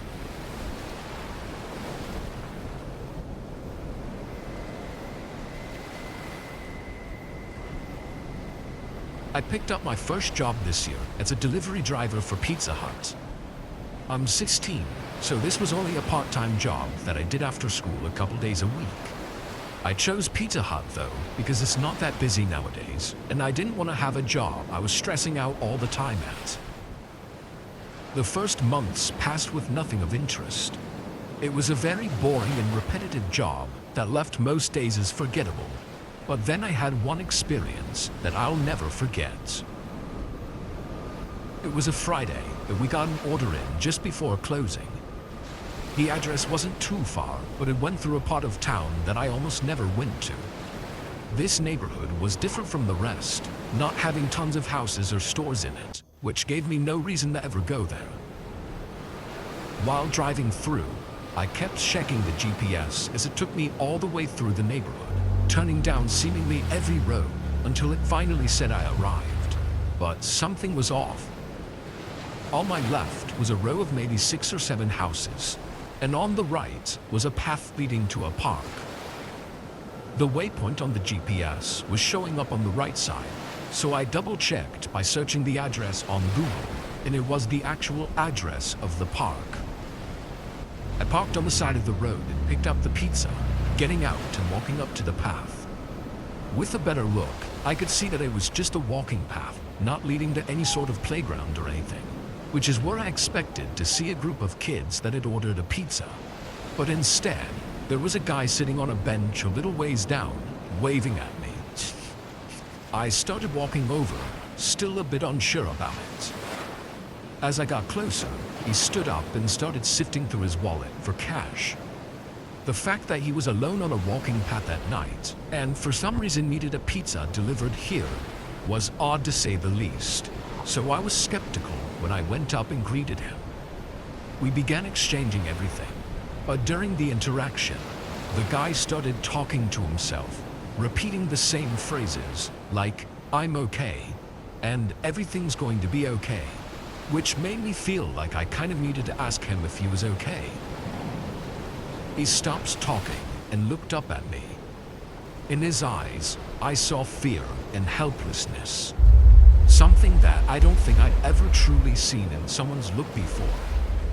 From his look alone, a surge of adrenaline rushed through me, and I turned around, only to be met by a tall man wearing a cloth mask over his face. He held me at knife point and screamed at me to empty my pockets and toss everything on the ground. I quickly did as he said, and only became more terrified when he started to forcefully push both me and the guy from the bench off the path and into the woods, leaving everything on the ground and showing no interest in any of it. We walked for a few minutes, going well into the woods, far enough to no longer see the light of the path. Then the guy next to me suddenly shoved me to the ground and started to run in the other direction. The man in the mask surprisingly left me alone and took off after him. I quickly got back up and ran back to the path, hearing and seeing nothing else. Police arrived only a few minutes after I called, but both men were gone, and from what I know, they still are. I can't say why the other victim pushed me down, though it was most likely an effort to leave me behind so he could escape.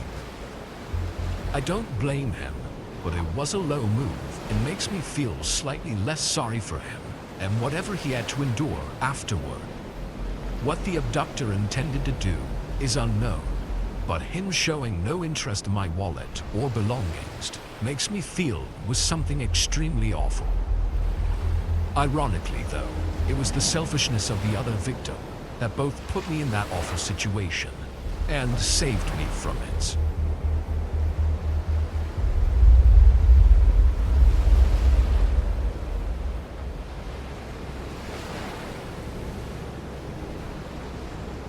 I worked at a Papa John's in my town about 2 years ago while I was taking online classes in college. I don't think anybody actually wants to work at a Papa John's, let alone any fast food place, but they were flexible with my availability due to having school on the weekdays. I worked 3 days a week, Friday, Saturday, and Sunday, all of which I did closing shifts as the delivery driver. I'm sure you all know the basic gist of it, but I pretty much waited in the store for orders to come in, then would deliver 1 or 2 at a time. Our location of Papa John's wasn't always that busy. I spent most of my time hanging out in the back and talking to my co-workers, just waiting for the clock to run down.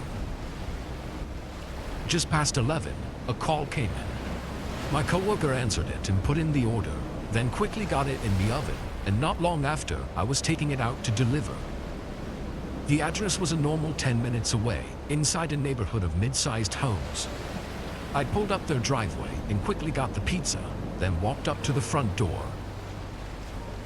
I was about to ring the doorbell until I noticed a sheet of paper taped to the door. On it was a handwritten message saying, "Do not knock or use doorbell." I reread it multiple times over, thinking it must be telling me to do one or the other. But no, it said to not do either. It was a brand new piece of paper too, so I knew the sign had to be for me, but what was I supposed to do? I pulled out my phone and called the number on the order. It rang once, then I heard a ringtone coming from inside the house. It was quiet and muffled, probably coming from the back of the house somewhere, but after only a few rings, it stopped.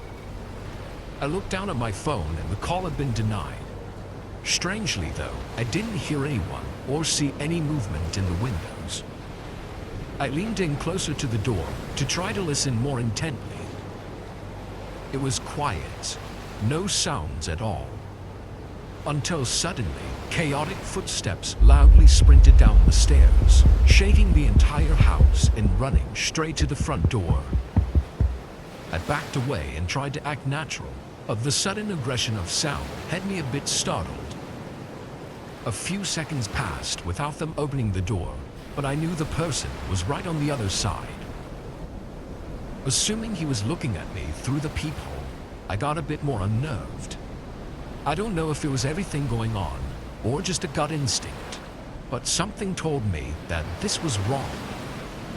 Looking around the other houses, the whole neighborhood was dark, with only a handful of lights on throughout the whole street, giving my feelings more sense to them. Then the door swung open. "I have your pizza here from Papa John's," I said.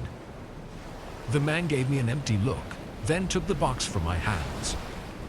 Immediately after, a loud thump resonated through the hallway inside the house. I looked past the man, but the house was too dark to see much of anything, and only a moment later, the door was slammed in my face. I heard him lock it, then quickly run down the hallway. And then it was silent again. I waited for a minute and listened, but after hearing no further sounds, I went back to my car and drove away. I parked in the nearby store parking lot and called the police to do a wellness check on that house. I wasn't sure of anything, but I didn't want to risk not reporting it. I got a call later that night, saying they didn't find anything to worry about. Strangely, they said only the man lived there. But someone else had to have been there to make that sound I heard, which was also where I heard the phone ringing from. Nothing more came of it, but I still think on what exactly happened that night. It could have just been a strange man and nothing more, but it's the possibility of it being something else that keeps me up at night.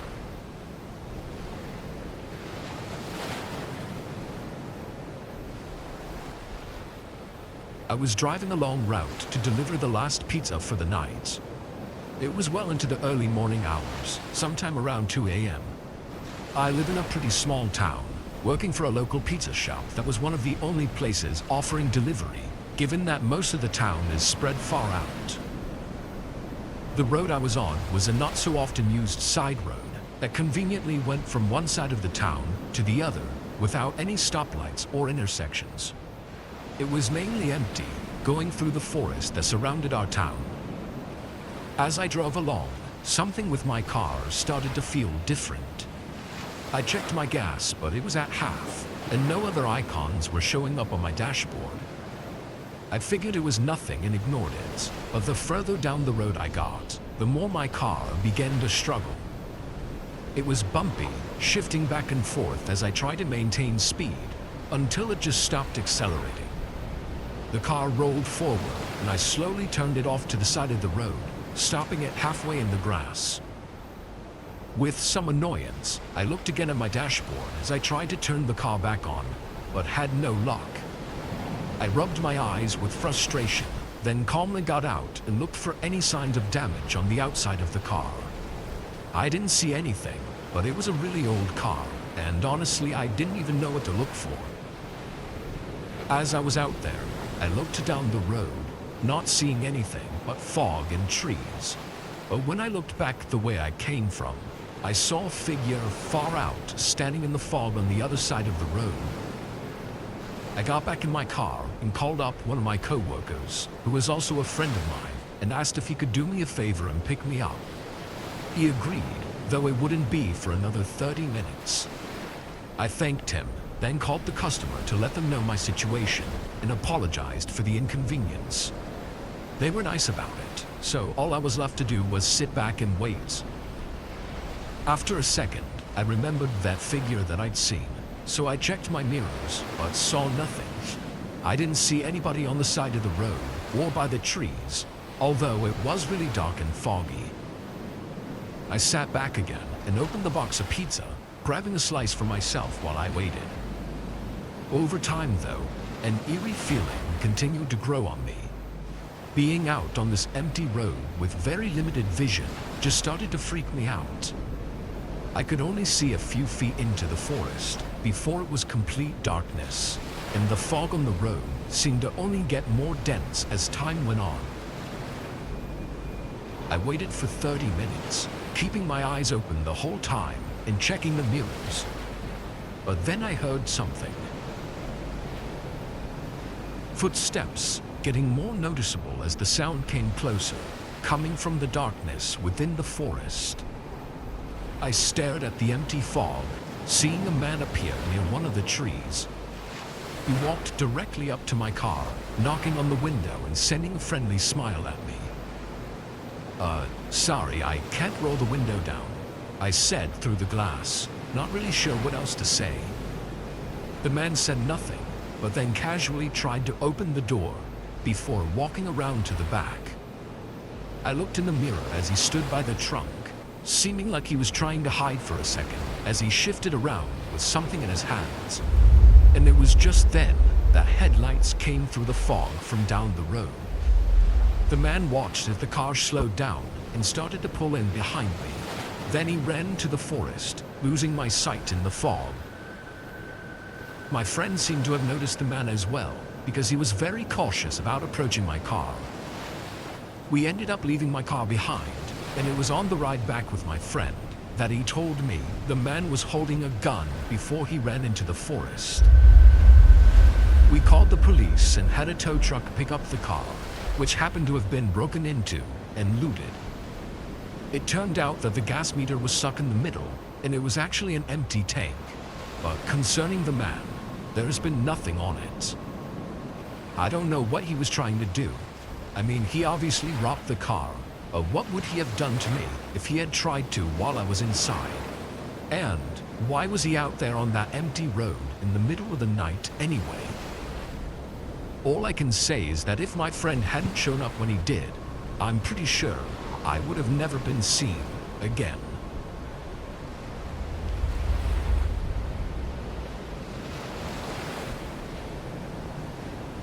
Last year was the first time that I'd ever lived completely alone in a house, as I had just rented a small place in a new neighborhood that was closer to my work. I moved in early October, but it seemed like most of the neighbors kept to themselves, so I did as well. But everything was pretty normal otherwise for the first few weeks. Anyways, it was Halloween now, and I noticed only a couple houses actually had decorations up. They didn't have anything crazy, just a few pumpkins or signs, but it was more than any of the other houses. I decided to put up a small trick-or-treat sign on my door, and I bought a small bag of candies to hand out.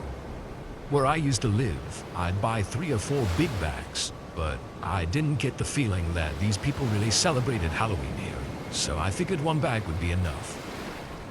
The afternoon came, and I got a few small groups of kids, but that was pretty much it. I was a little bit disappointed, as I always found Halloween to be enjoyable, even if I was just the one handing out treats at my house. Anyways, it started getting late, around 10 p.m. So I put the bag of candy in my pantry and sat on the couch to watch a scary movie to end the night on. I think I was halfway through the movie before I heard the doorbell ring. A little bit confused and annoyed, I got up and looked out the peephole to see who was there. I saw what looked like a small boy, maybe 10 or 11, standing at the door in a homemade costume. It didn't look like anything specific, just black cloth with red accents and a black mask.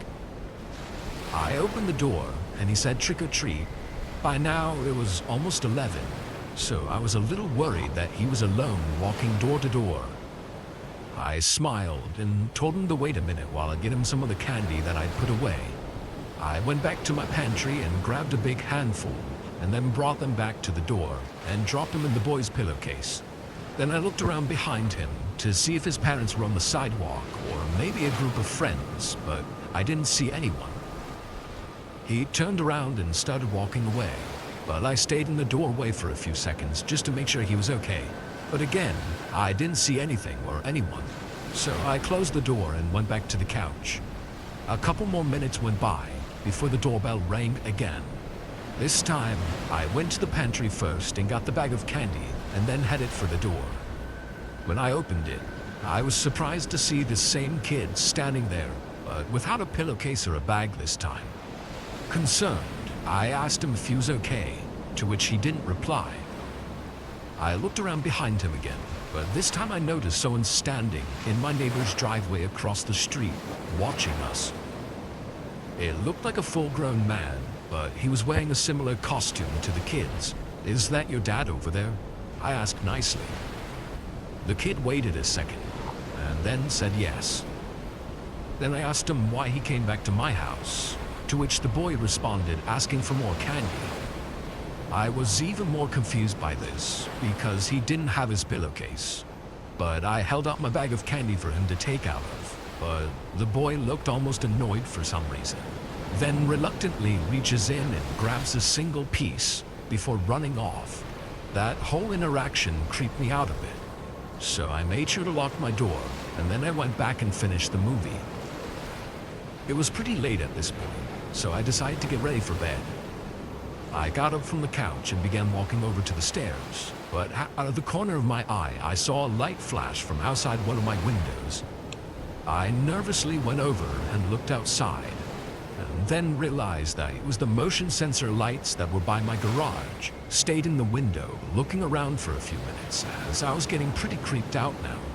But nothing else happened, so I closed the blinds and headed upstairs to my bedroom. I laid in bed for probably 30 minutes, thinking about that boy from earlier and how strange the whole thing was. But as I started to drift into sleep, I heard a soft ruffling noise, followed by loud thumping bangs on my front door. I shot up and jumped out of bed, then quietly made my way downstairs and over to the front door. Just before I looked into the peephole, 3 more loud bangs shook the door and made me jump back a little. I waited there for a few seconds, then looked.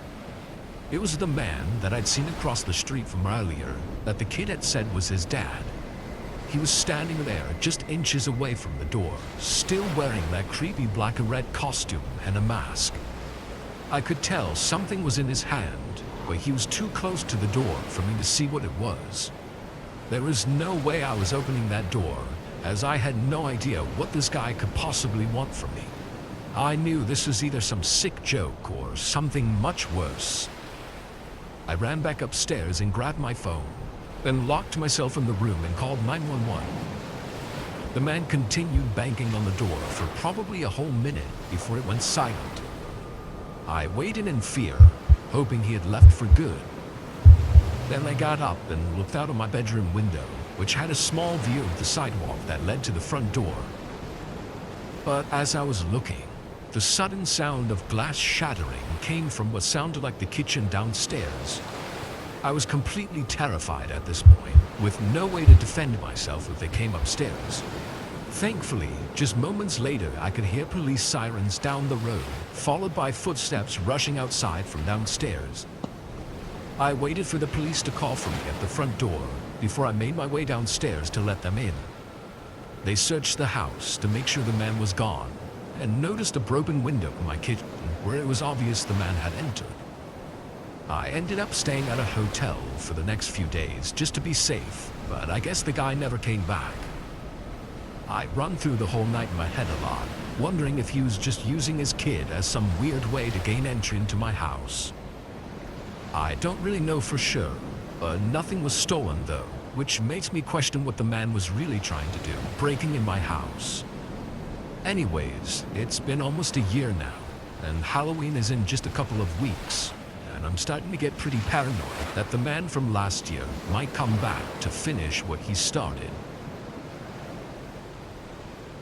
My friends and I were trick-or-treating a few years ago when we were 13 to 14 years old.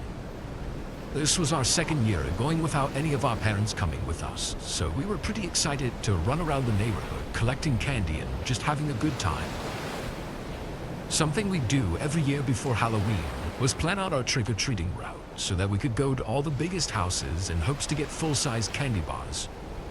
Earlier this year, a whole street of newly built luxury homes were finally finished and people had moved in.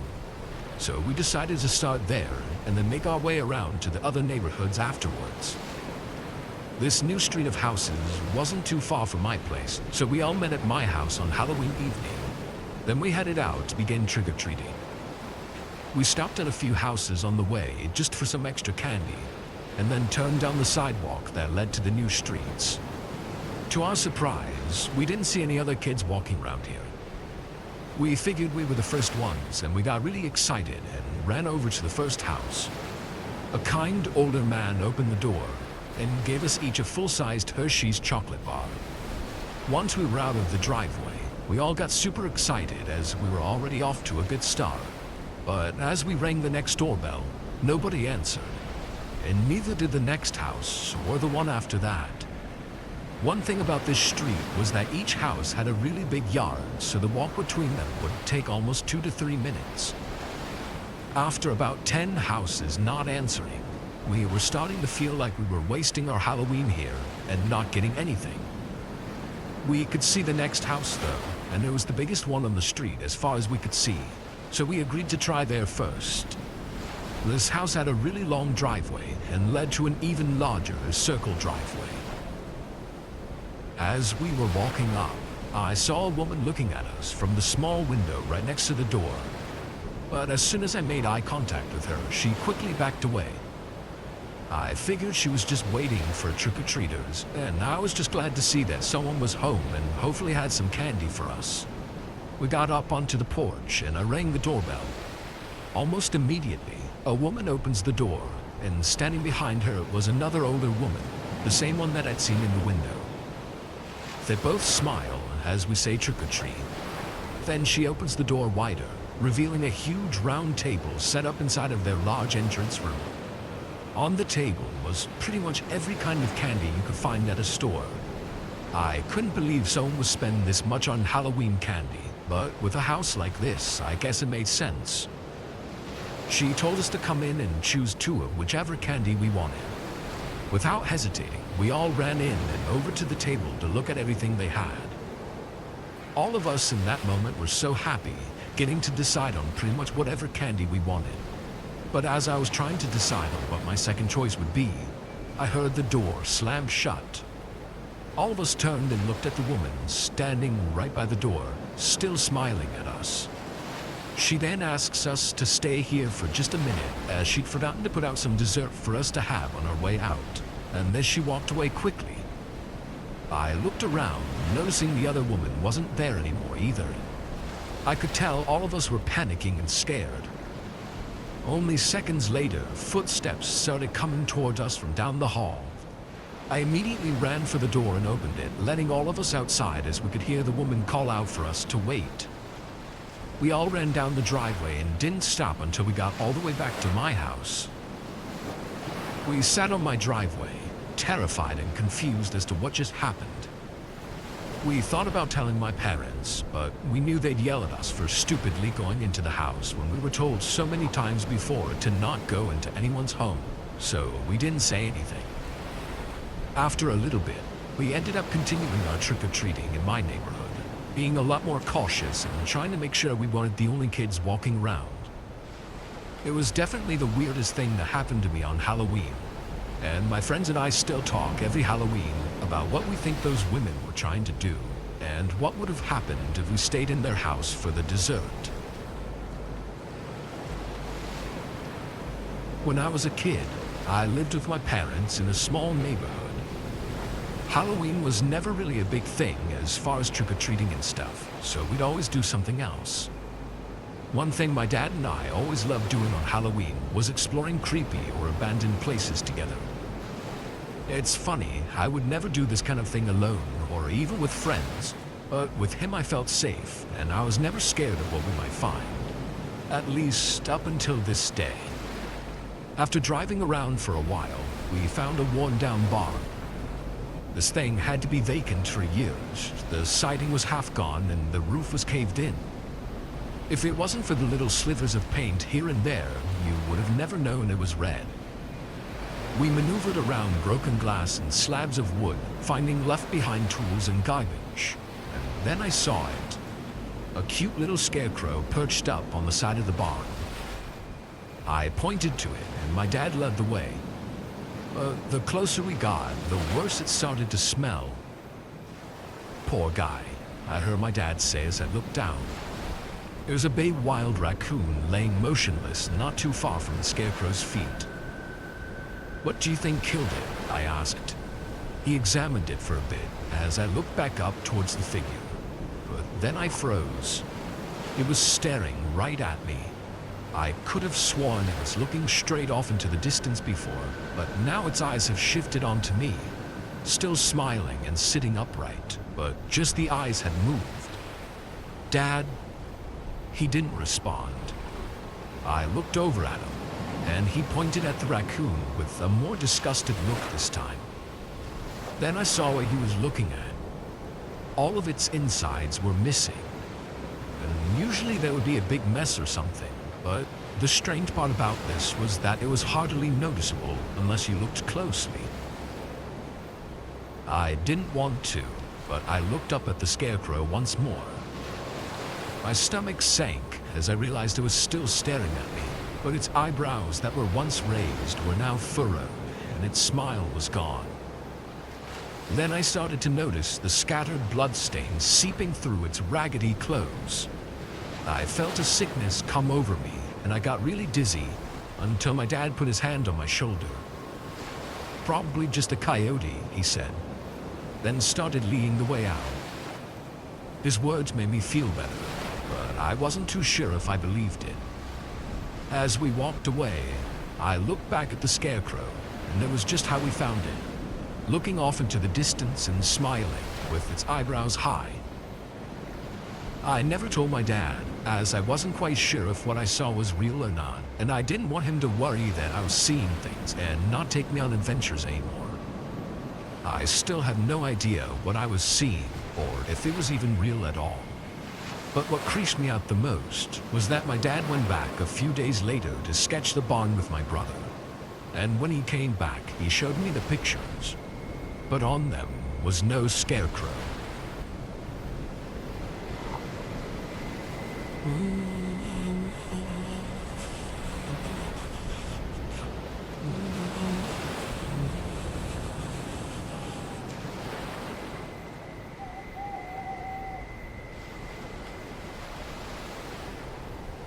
This happened back when I was a kid. I think I was 12 years old at the time, and it was about 20 years ago now. Halloween was one of my favorite holidays. I loved getting to hang out with my friends, put on some funny costume, and then go out and get a bunch of candy. This particular year, I remember that my friend Sean was coming over, and he was going trick-or-treating with me. Afterwards, he was going to sleep over at my house. I lived with just my mom and older sister, who was at her best friend's house.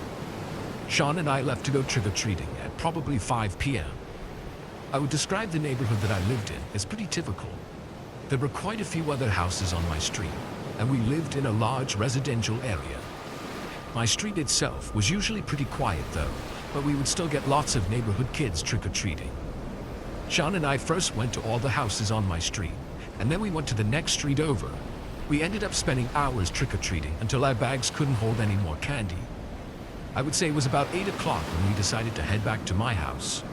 During the entire time that we've been trick-or-treating, everything seemed pretty normal. We saw a bunch of other kids out trick-or-treating as well. It took maybe 30 minutes or so to walk back home, but eventually we got there. After getting back inside, Sean and I started going through all of the candy that we got. I remember that not long after, my mom went up to go to bed. Sean and I didn't have school the next day, so we were going to stay up late. We went into the living room and started playing video games. Probably PlayStation 2 or whatever was big back then. There were a lot of fun multiplayer games that we played, and we could do that for hours. But only like 10 minutes into it, the doorbell rang. Of course, Sean and I both assumed that it was a trick-or-treater, but it was pretty late for one. Plus, my mom had turned out the front light before going to bed. We looked at the time, and it was a little after 10 o'clock. This was definitely late for somebody to be trick-or-treating, but it was still a strong possibility. We paused the game, and I got up to check who it was. Sean followed me, but we both stopped to look out the front window from the living room first. We could see out to the front step if we moved the curtains a little bit. When I did, I saw that there was a fully grown man standing there facing the front door. It was not a kid or a trick-or-treater. The man had no costume on of any kind, and I didn't recognize him as a neighbor or anybody that I knew either. After seeing him, we quickly closed the curtains to the window, fearing that the man might look over and see us. We weren't really sure what to do, but decided to just ignore this. We didn't know what the man wanted, but it seemed weird for him to be there. Obviously, I wasn't going to answer the door late at night to some weirdo. The guy rang the doorbell one more time.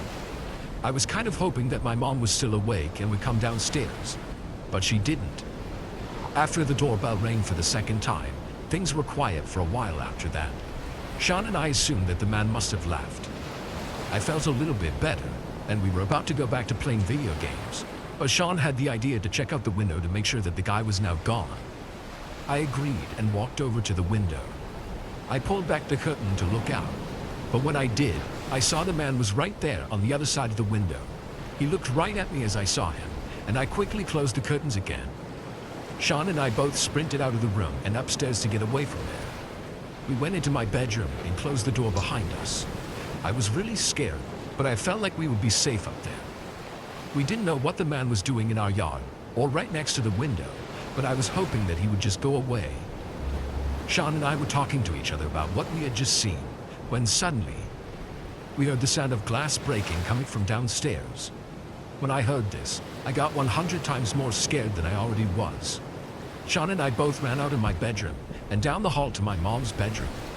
When we got inside, she woke up and I told her what was going on.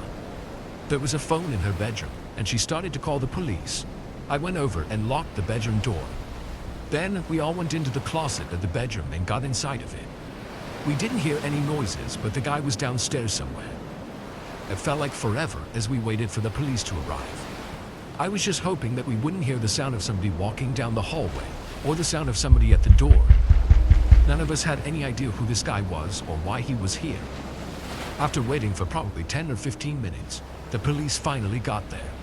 They searched the house, but the guy had left. He had broken the front living room window, right by where we had seen him.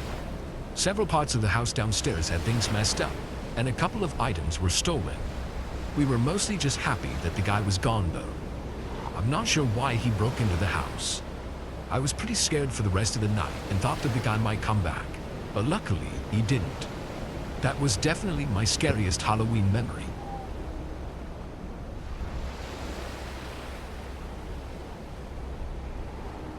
This story takes place years ago when I was a kid. For some context, it was probably about 2003 if I had to guess, and I was about 6 or 7 years old. Even though I was so young, I think I remember this night pretty well. I got really excited for Halloween when I was younger because I loved trick-or-treating and getting lots of candy. The whole day was always a fun time. I remember that year I was going trick-or-treating with my older sister, who was about 10. Our parents trusted us to go trick-or-treating around the neighborhood by ourselves, and they would stay back with my younger brother. He was very young and maybe like 3 years old. My parents would hand out candy and take care of him while we were gone. Our neighborhood had lots of houses in it, and they were all roughly the same sizes. At the end of the street, there was a park, and then more streets of houses past that. We were planning to go down our street, and then maybe 2 or 3 more of the closest other streets. We didn't want to go too far out, and our parents had also told us not to. I'm not sure what time we left to start, but the sun was just beginning to set.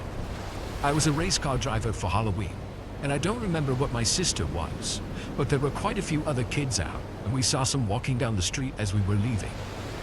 One by one, we went to the houses on our street. We knew some of the neighbors around nearby, and they all said hi to us. Soon though, we got towards the end of the street, but we didn't know the people as well. It was around this time when I remembered that a van drove past us. The street was generally pretty quiet, but it wasn't uncommon for cars to drive by. The only reason I remembered the van is because it drove past us going the other way just like a minute later. When it drove past us, it was also going extremely slow. Our parents had always told us to be aware of slow driving cars. It was probably just somebody with kids who were trick-or-treating though. My sister and I went to the next street over where the van had come from. The street connected at the end, and we started at one side of the street and then went to all of the houses. Then we crossed to the other side, went to all of those houses, and then we wrapped around to the park. When we were almost done with that street, the van drove by us again for a third time. This time my sister said something. It was still going very slowly, and my sister mentioned something about how we kept seeing this van. It certainly was a little bit strange. I remember that it was a tan conversion van, and I couldn't tell who was driving it or anything. As my sister and I were approaching the park at the end of our street, we saw the van once more. This time, it drove extremely slow and then stopped near us. We both looked at it, and the driver's window rolled down. There was a man driving it, who had a grayish beard, glasses, and was wearing a baseball cap. He said hi to us, and then held out his window a large bowl of candy. He said something like, "Hey kids, come and get some candy." I remember he had a big smile on his face. Now, my sister and I were always told not to approach strangers, and obviously not to approach strange vehicles either. But being that it was Halloween, and it looked like he was just passing out candy, this seemed different. I mean, you would never knock on all of your neighbors' doors at night, but on Halloween that was okay. We stood there just staring at the guy for a moment, and he told us that it was all right and waved us over. He had been maybe 20 feet away from us, and there were no other kids nearby in the street. My sister started walking towards the guy, so I followed. When we reached his driver's door, he told us to take as much candy as we wanted. There were a bunch of mini fun-sized candy bars in the bowl, and we each took like 2. I remember him telling us to take more, and he seemed super friendly. We each took some more, and then the guy told us that he actually had a lot more candy to give out. He said there was a bunch in the back of his van, and we were welcome to help ourselves. Then he pointed to the side door of the van. My sister and I both knew better. This was really weird, and although maybe he did have a bunch of candy back there, we didn't want to find out. I just shook my head, and my sister told the guy no thanks. He was pretty friendly still, and said that it was all right. My sister and I then turned and started walking through the park on the path that it had. The guy remained in his truck and did not immediately drive away. It looked like he was just watching us as we walked farther and farther away from him. I know that I felt a little bit creeped out by this. We walked through the park and eventually reached the next street over. Then we started going to the houses on that street, one at a time. My sister and I got lots of candy on that street, and our bags soon became full. We decided to head home, and that's when we saw the van once more. We saw it enter the street from the other end. My sister pointed it out, and we were pretty close to the park. As it approached, we actually started running to the path to get away from the van before the guy would see us. When we were able to get back on the path that led back to our street, we watched as the van drove by. It was still going extremely slow. My sister and I talked about it a little and how weird it seemed. I was really young, but I knew something was off, and my sister, I'm sure, knew more than I did. We walked pretty quickly back to our street, and then we just had to walk down it until we got to our house. In the time that we were walking down our street, we did not see the van at all. Finally, we made it home, and we got inside of our house. It was probably like 9 p.m. or so by then. When we got inside, we would start eating candy and watching TV or movies. Shortly after arriving home though, I was in the living room and noticed something out the front window. The van was driving by again. I called for my sister, but she was in the kitchen with my parents. Then, the van actually stopped on the side of the road, right in front of our house. My heart started racing, and I yelled for my sister and my parents. A few seconds later, they came into the room and I showed them the van. My dad pulled back the blinds to look out the window, and when he did, the van began driving away. We told our parents how we kept seeing the van, and the guy gave us some candy. I remember our parents talking to us about strangers and stuff, but it seemed as though the guy was finally gone for good now. It must have been a weekend or something, because I know that we were staying up late that night. For the next couple of hours, I was eating candy and hanging out. I was in the living room, and my parents, I think, were in the kitchen.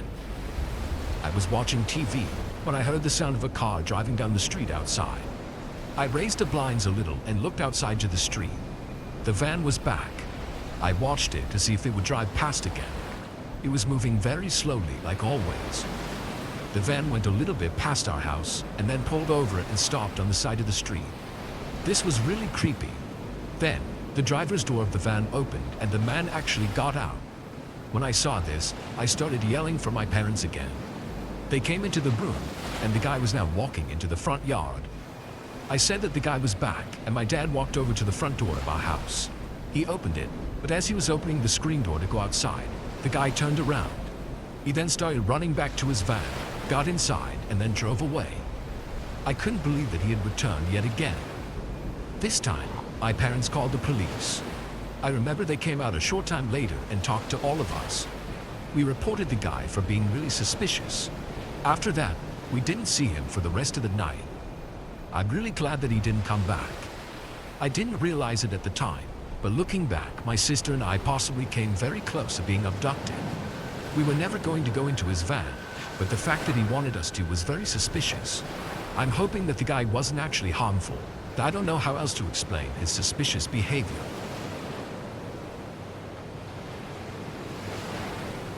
I'm a female, and this is something that happened several years ago when I was in college.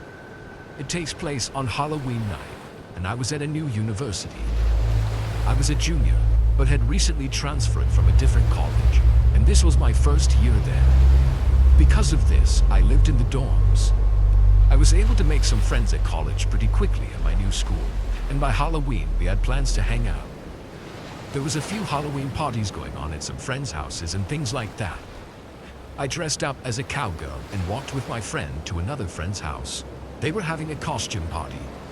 This lasted until maybe 10 or 11 at night, and then the people left to go to some bars nearby. I went with some of my friends, but the story really starts when I left the bar. Obviously, with it being Halloween, just about everybody had a costume on of some sort. It was sometimes hard to tell who everybody was. Eventually, though, at one of the bars we were at, I got tired and wasn't feeling it anymore. I decided to go back and go to bed, but none of my friends wanted to leave yet. It was maybe a little past 1 o'clock in the morning. I didn't think it was a big deal that they didn't want to go, and I would go back by myself. The walk back to my dorm would only take like 10 minutes, and it wasn't that cold out or anything. I left the bar and started heading back. There were a few people out on the sidewalk at first, but it got much quieter. I headed down one of the sidewalks back towards campus. That was only a couple of blocks. When I was almost at campus is when I saw the guy walking a ways back on the sidewalk behind me.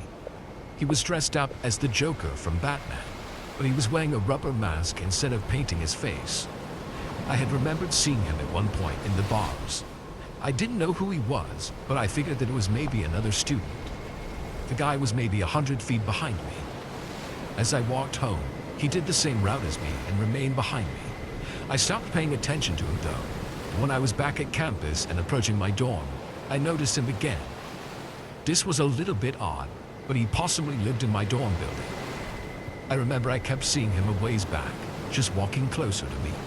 He also appeared to be looking at me the entire time, but through the mask I couldn't really tell. Eventually, I made it to my building and got inside. When I was in, I went to the elevator and up to my floor, which was the 3rd floor. Then I walked to my room and got inside. I changed and then was about to go to the bathrooms down the hallway When I did, I heard somebody was going to walk past my room from outside. Instead of just walking out of my room, I looked through my peephole to see who was there. I saw the guy dressed up as the Joker walking by. I thought this was kind of strange. He then stopped at my door, which was really weird. That's when I wondered to myself if he had followed me back. Still, maybe he just lived there. My floor was all female, so I knew he didn't live on this floor. He was standing around for a few seconds, and then he kind of started pacing a little bit. He didn't really go out of my view though. Then, at one point, he removed his Joker mask. This revealed that he was probably not a college student. The guy looked to be in his 40s or maybe even 50s. He was short and heavy-set. I had no clue what he was doing here. Then he put his mask back on and went up to my door and tried opening it. Luckily, the door was locked. He stood there right on the other side of the door from me. It was terrifying. Then, I heard somebody's door opening from down the hallway. The guy then turned and walked away to the left. When he was out of my sight for a while, I opened up my door and looked out into the hallway. I couldn't see him, and he must have left the floor. I went to bed a short time after that, and I don't believe the man ever returned. But it was really creepy to know that he likely followed me all the way from a bar into my dorm building.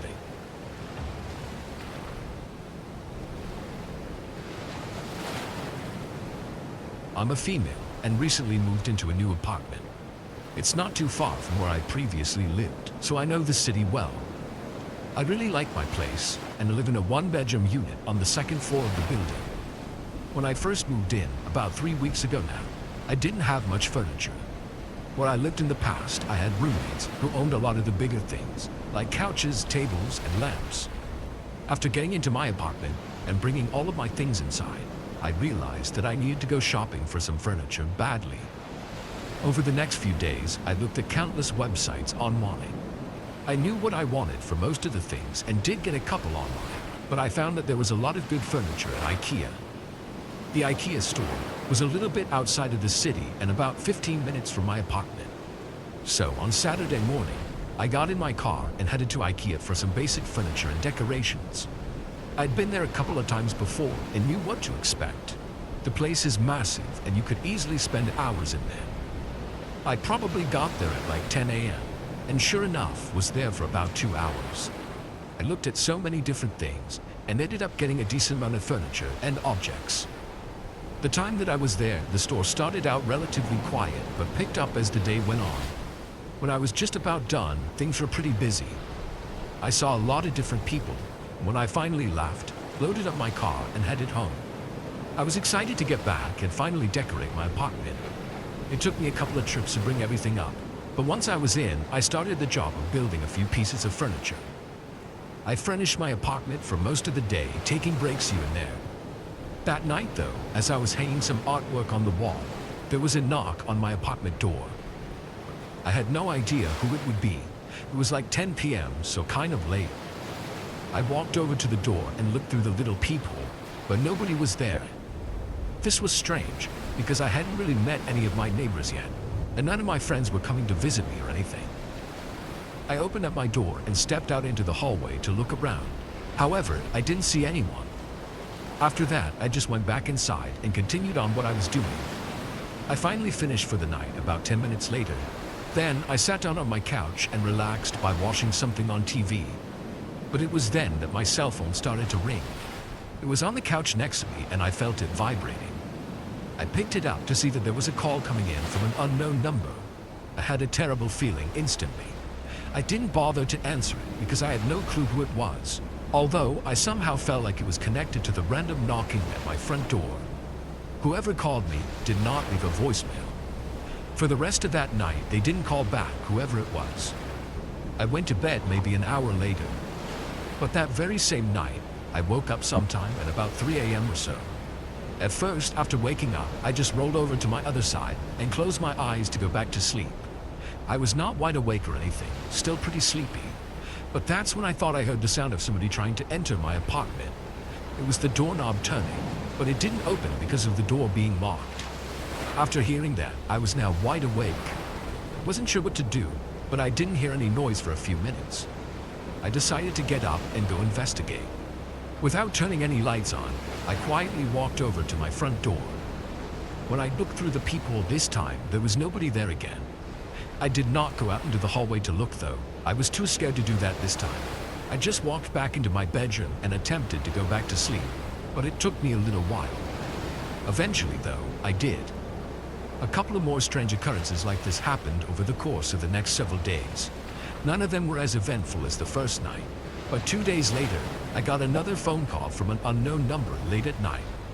Then, the very next night, there was just 2 knocks on my front door. It was a little bit earlier this time, at like 8 p.m. When I went over to look out, once again, nobody was there. The next night is when I started to figure out some things though. I got another random knock on the door late at night. And when I looked through the peephole again, like always, I couldn't see anything. I just saw white when I looked through. I was very hesitant to open my door. I was afraid that somebody would be right there or something. So I decided not to go out. But about an hour later, I hadn't heard anything more that strange, so I decided to go out and look. When I opened up my door, no one was there in the hallway or anything. But I saw that somebody had taped a white envelope to my door right over the peephole. I grabbed it and then went inside. When I opened it up, there was a handwritten letter. It was very creepy to say the least.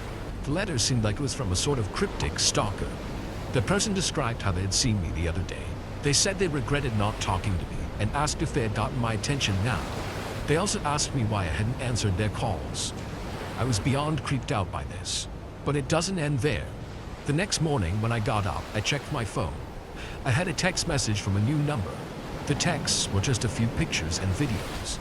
I saw the pictures appeared to be me when I was inside of IKEA. Most of them were zoomed in and taken from kind of far away. I had no idea that they had been taken either. There were a couple of short and shaky videos as well. They maybe lasted about 5 seconds or less each, and they showed me walking in IKEA. I realize now where this person had probably first seen me. After seeing these texts, I took some screenshots and then decided that I would go to the police. That very same day, I went and reported everything. I was told that they would look into it, and I'm really hoping that they find the person, whoever it is. That was not long ago at all. So far, the person has not been found yet, and I have no clue who it could be. The good news is that I haven't been bothered by them since. Nothing strange has happened at all. No random phone calls or texts. No knocks on my door or anything. I just hope it stays that way. I work at IKEA. I've worked there for a little bit over a year now. If you don't know what IKEA is, it's a very large furniture store, and there's also a cafeteria inside of it. The one that I work at opens at 10 a.m. and closes at 9 p.m. every day. I'm a part-time employee, and I've been one for the entire time that I've worked there. This is an experience that I had working there almost a year ago now, when I was still new to the job. I was working a later shift at night one time. When we closed, I was asked to go through the display store and make sure that nobody was still inside. Most of the employees still working were in the area where all the actual furniture for sale is kept. The first part of the store is mostly all displays. It can be easy to get lost in all the displays, and customers might not have realized that we were closed. But during the last bit of time that we were open that night, things had been pretty quiet, so I didn't think anybody would be there. I had done this a couple of times before too, and nobody had ever still been inside. I went through the first couple of areas and no one was there. Then I got to a bedroom display. For some reason, I decided to check under the bed. When I did, I was surprised to see a man hiding underneath it. His back was facing me, so I couldn't really tell what he looked like. I couldn't believe there was someone hiding there. I'm not sure at all how I even knew to look. I announced to him that we were closed and that he would have to leave. He didn't seem to move though. I didn't know the reason why he was hiding there. Possibly there was an explanation. Maybe he was playing hide and seek with his friends or something. I looked down at him again, but he seemed to now move farther underneath the bed, like he was trying to hide from me still. I asked if everything was okay, but he didn't respond. I got a little bit worried now because I wasn't quite sure what to do. I was still new to the job, and obviously I wasn't going to physically move the guy. I left that area to find another coworker and tell them about it. I made it a few sections away before I found someone. My coworker Jeff was walking by, and I told him that somebody was hiding underneath the bed in one of the display rooms. We both headed back over to the room, which only took about a minute. When we got there, the man was gone. We searched all around that room, and he just wasn't there. I hadn't seen him walking around the store at all, but I guessed that he must have left. Jeff had a walkie and radioed to an employee near the exit, asking him if a man had left. When he was told no, we knew that the man must still be hiding someplace else. Jeff told a coworker by the exit doors to let him know if he saw the guy. I gave the general description of what he was wearing. Jeff and I then decided to split up, and he searched one area and I searched another. We both searched the display rooms one by one. Jeff and I got pretty far apart from each other after only a few minutes. Maybe 10 minutes after we started looking, I was by myself inside a living room display. That's when suddenly I saw the man again. He was now hiding behind a couch and stood up when he saw me. The guy was one of the creepiest people I have ever seen. His hair was messed up and he was missing some teeth, and he gave me a really dirty look. I jumped back, wanting to just run away from him. I couldn't bring myself to say anything. As I moved back, the man actually took a step towards me before darting in another direction. After he had run away, I desperately tried to find Jeff or any other coworkers again. By now, the store had been closed for like 20 minutes, and we just couldn't get this guy to leave. I found Jeff and told him about seeing the guy and him running away. We both went near the area and called out asking for him to leave and where he was at, but we didn't get any responses. We decided that we would have to call the police, and we both headed towards the front of the store. That proved to be the right decision. The police got there a short time later and entered the store searching for the guy. It took them about 10 minutes, but he was eventually located. We saw them leave the store with the man and heard that when they found him, he had broken a lamp and was threatening to use it as a weapon against the officers. I'm really glad that he didn't try to harm me or Jeff when we were searching for him, but I really feel like he would have had we kept looking. I still work at the IKEA, and there have been a few interesting things to happen, but none come close to that crazy experience.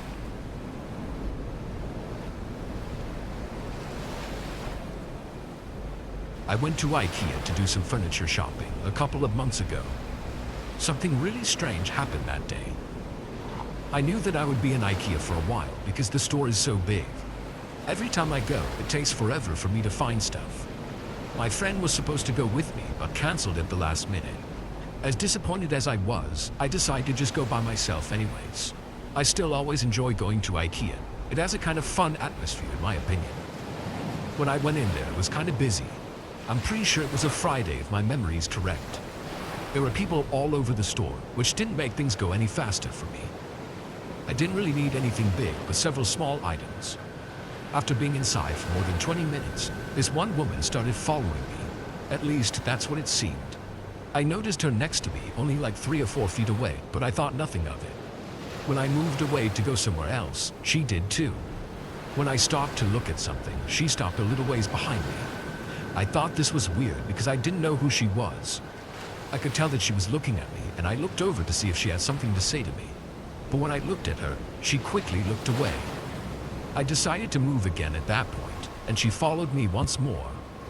I walked a decent ways away this time, and when I stopped to look at something, the woman also stopped. This time, I turned to her and asked her why she was following me. She looked away as soon as I looked at her again, and when I spoke, just walked away.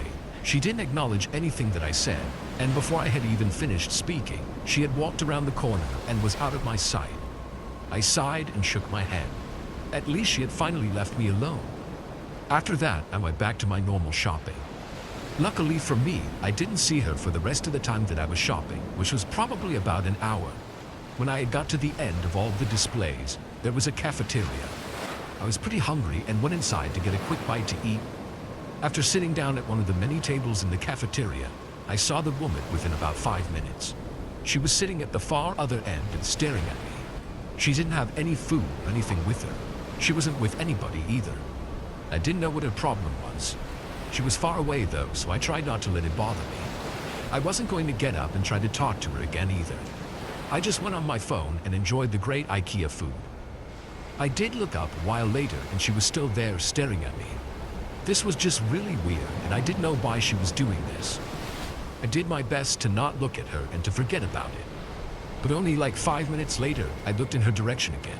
This time though, she was gone. I stayed there for a while longer and then I left the cafeteria area. I didn't see her at that point either. Then I was just about ready to leave. I went to go check out up at the front of the store. I bought a few things and then left to head out to my car. Like the store, the parking lot for IKEA is also very big. There were a lot of people when I got there, so I was parked kind of in the back. As I approached my vehicle, I saw somebody standing kind of in front of it. It was that same woman again. Now this was insane. She was just kind of standing there and not doing anything. I carefully approached, wondering why she was there. I didn't bother to try to talk to her or ask her what she was doing. She was maybe about 5 feet away from my car and to the right of it. I walked over to my driver's door, getting within maybe 5 feet of the woman. That's when she just started screaming like crazy. She was yelling and screaming, and I quickly got inside of my car. She didn't move and kept standing there until after I had gotten inside my car. Then she charged at my driver's window and began banging on it. She must have been on some kind of drugs or something.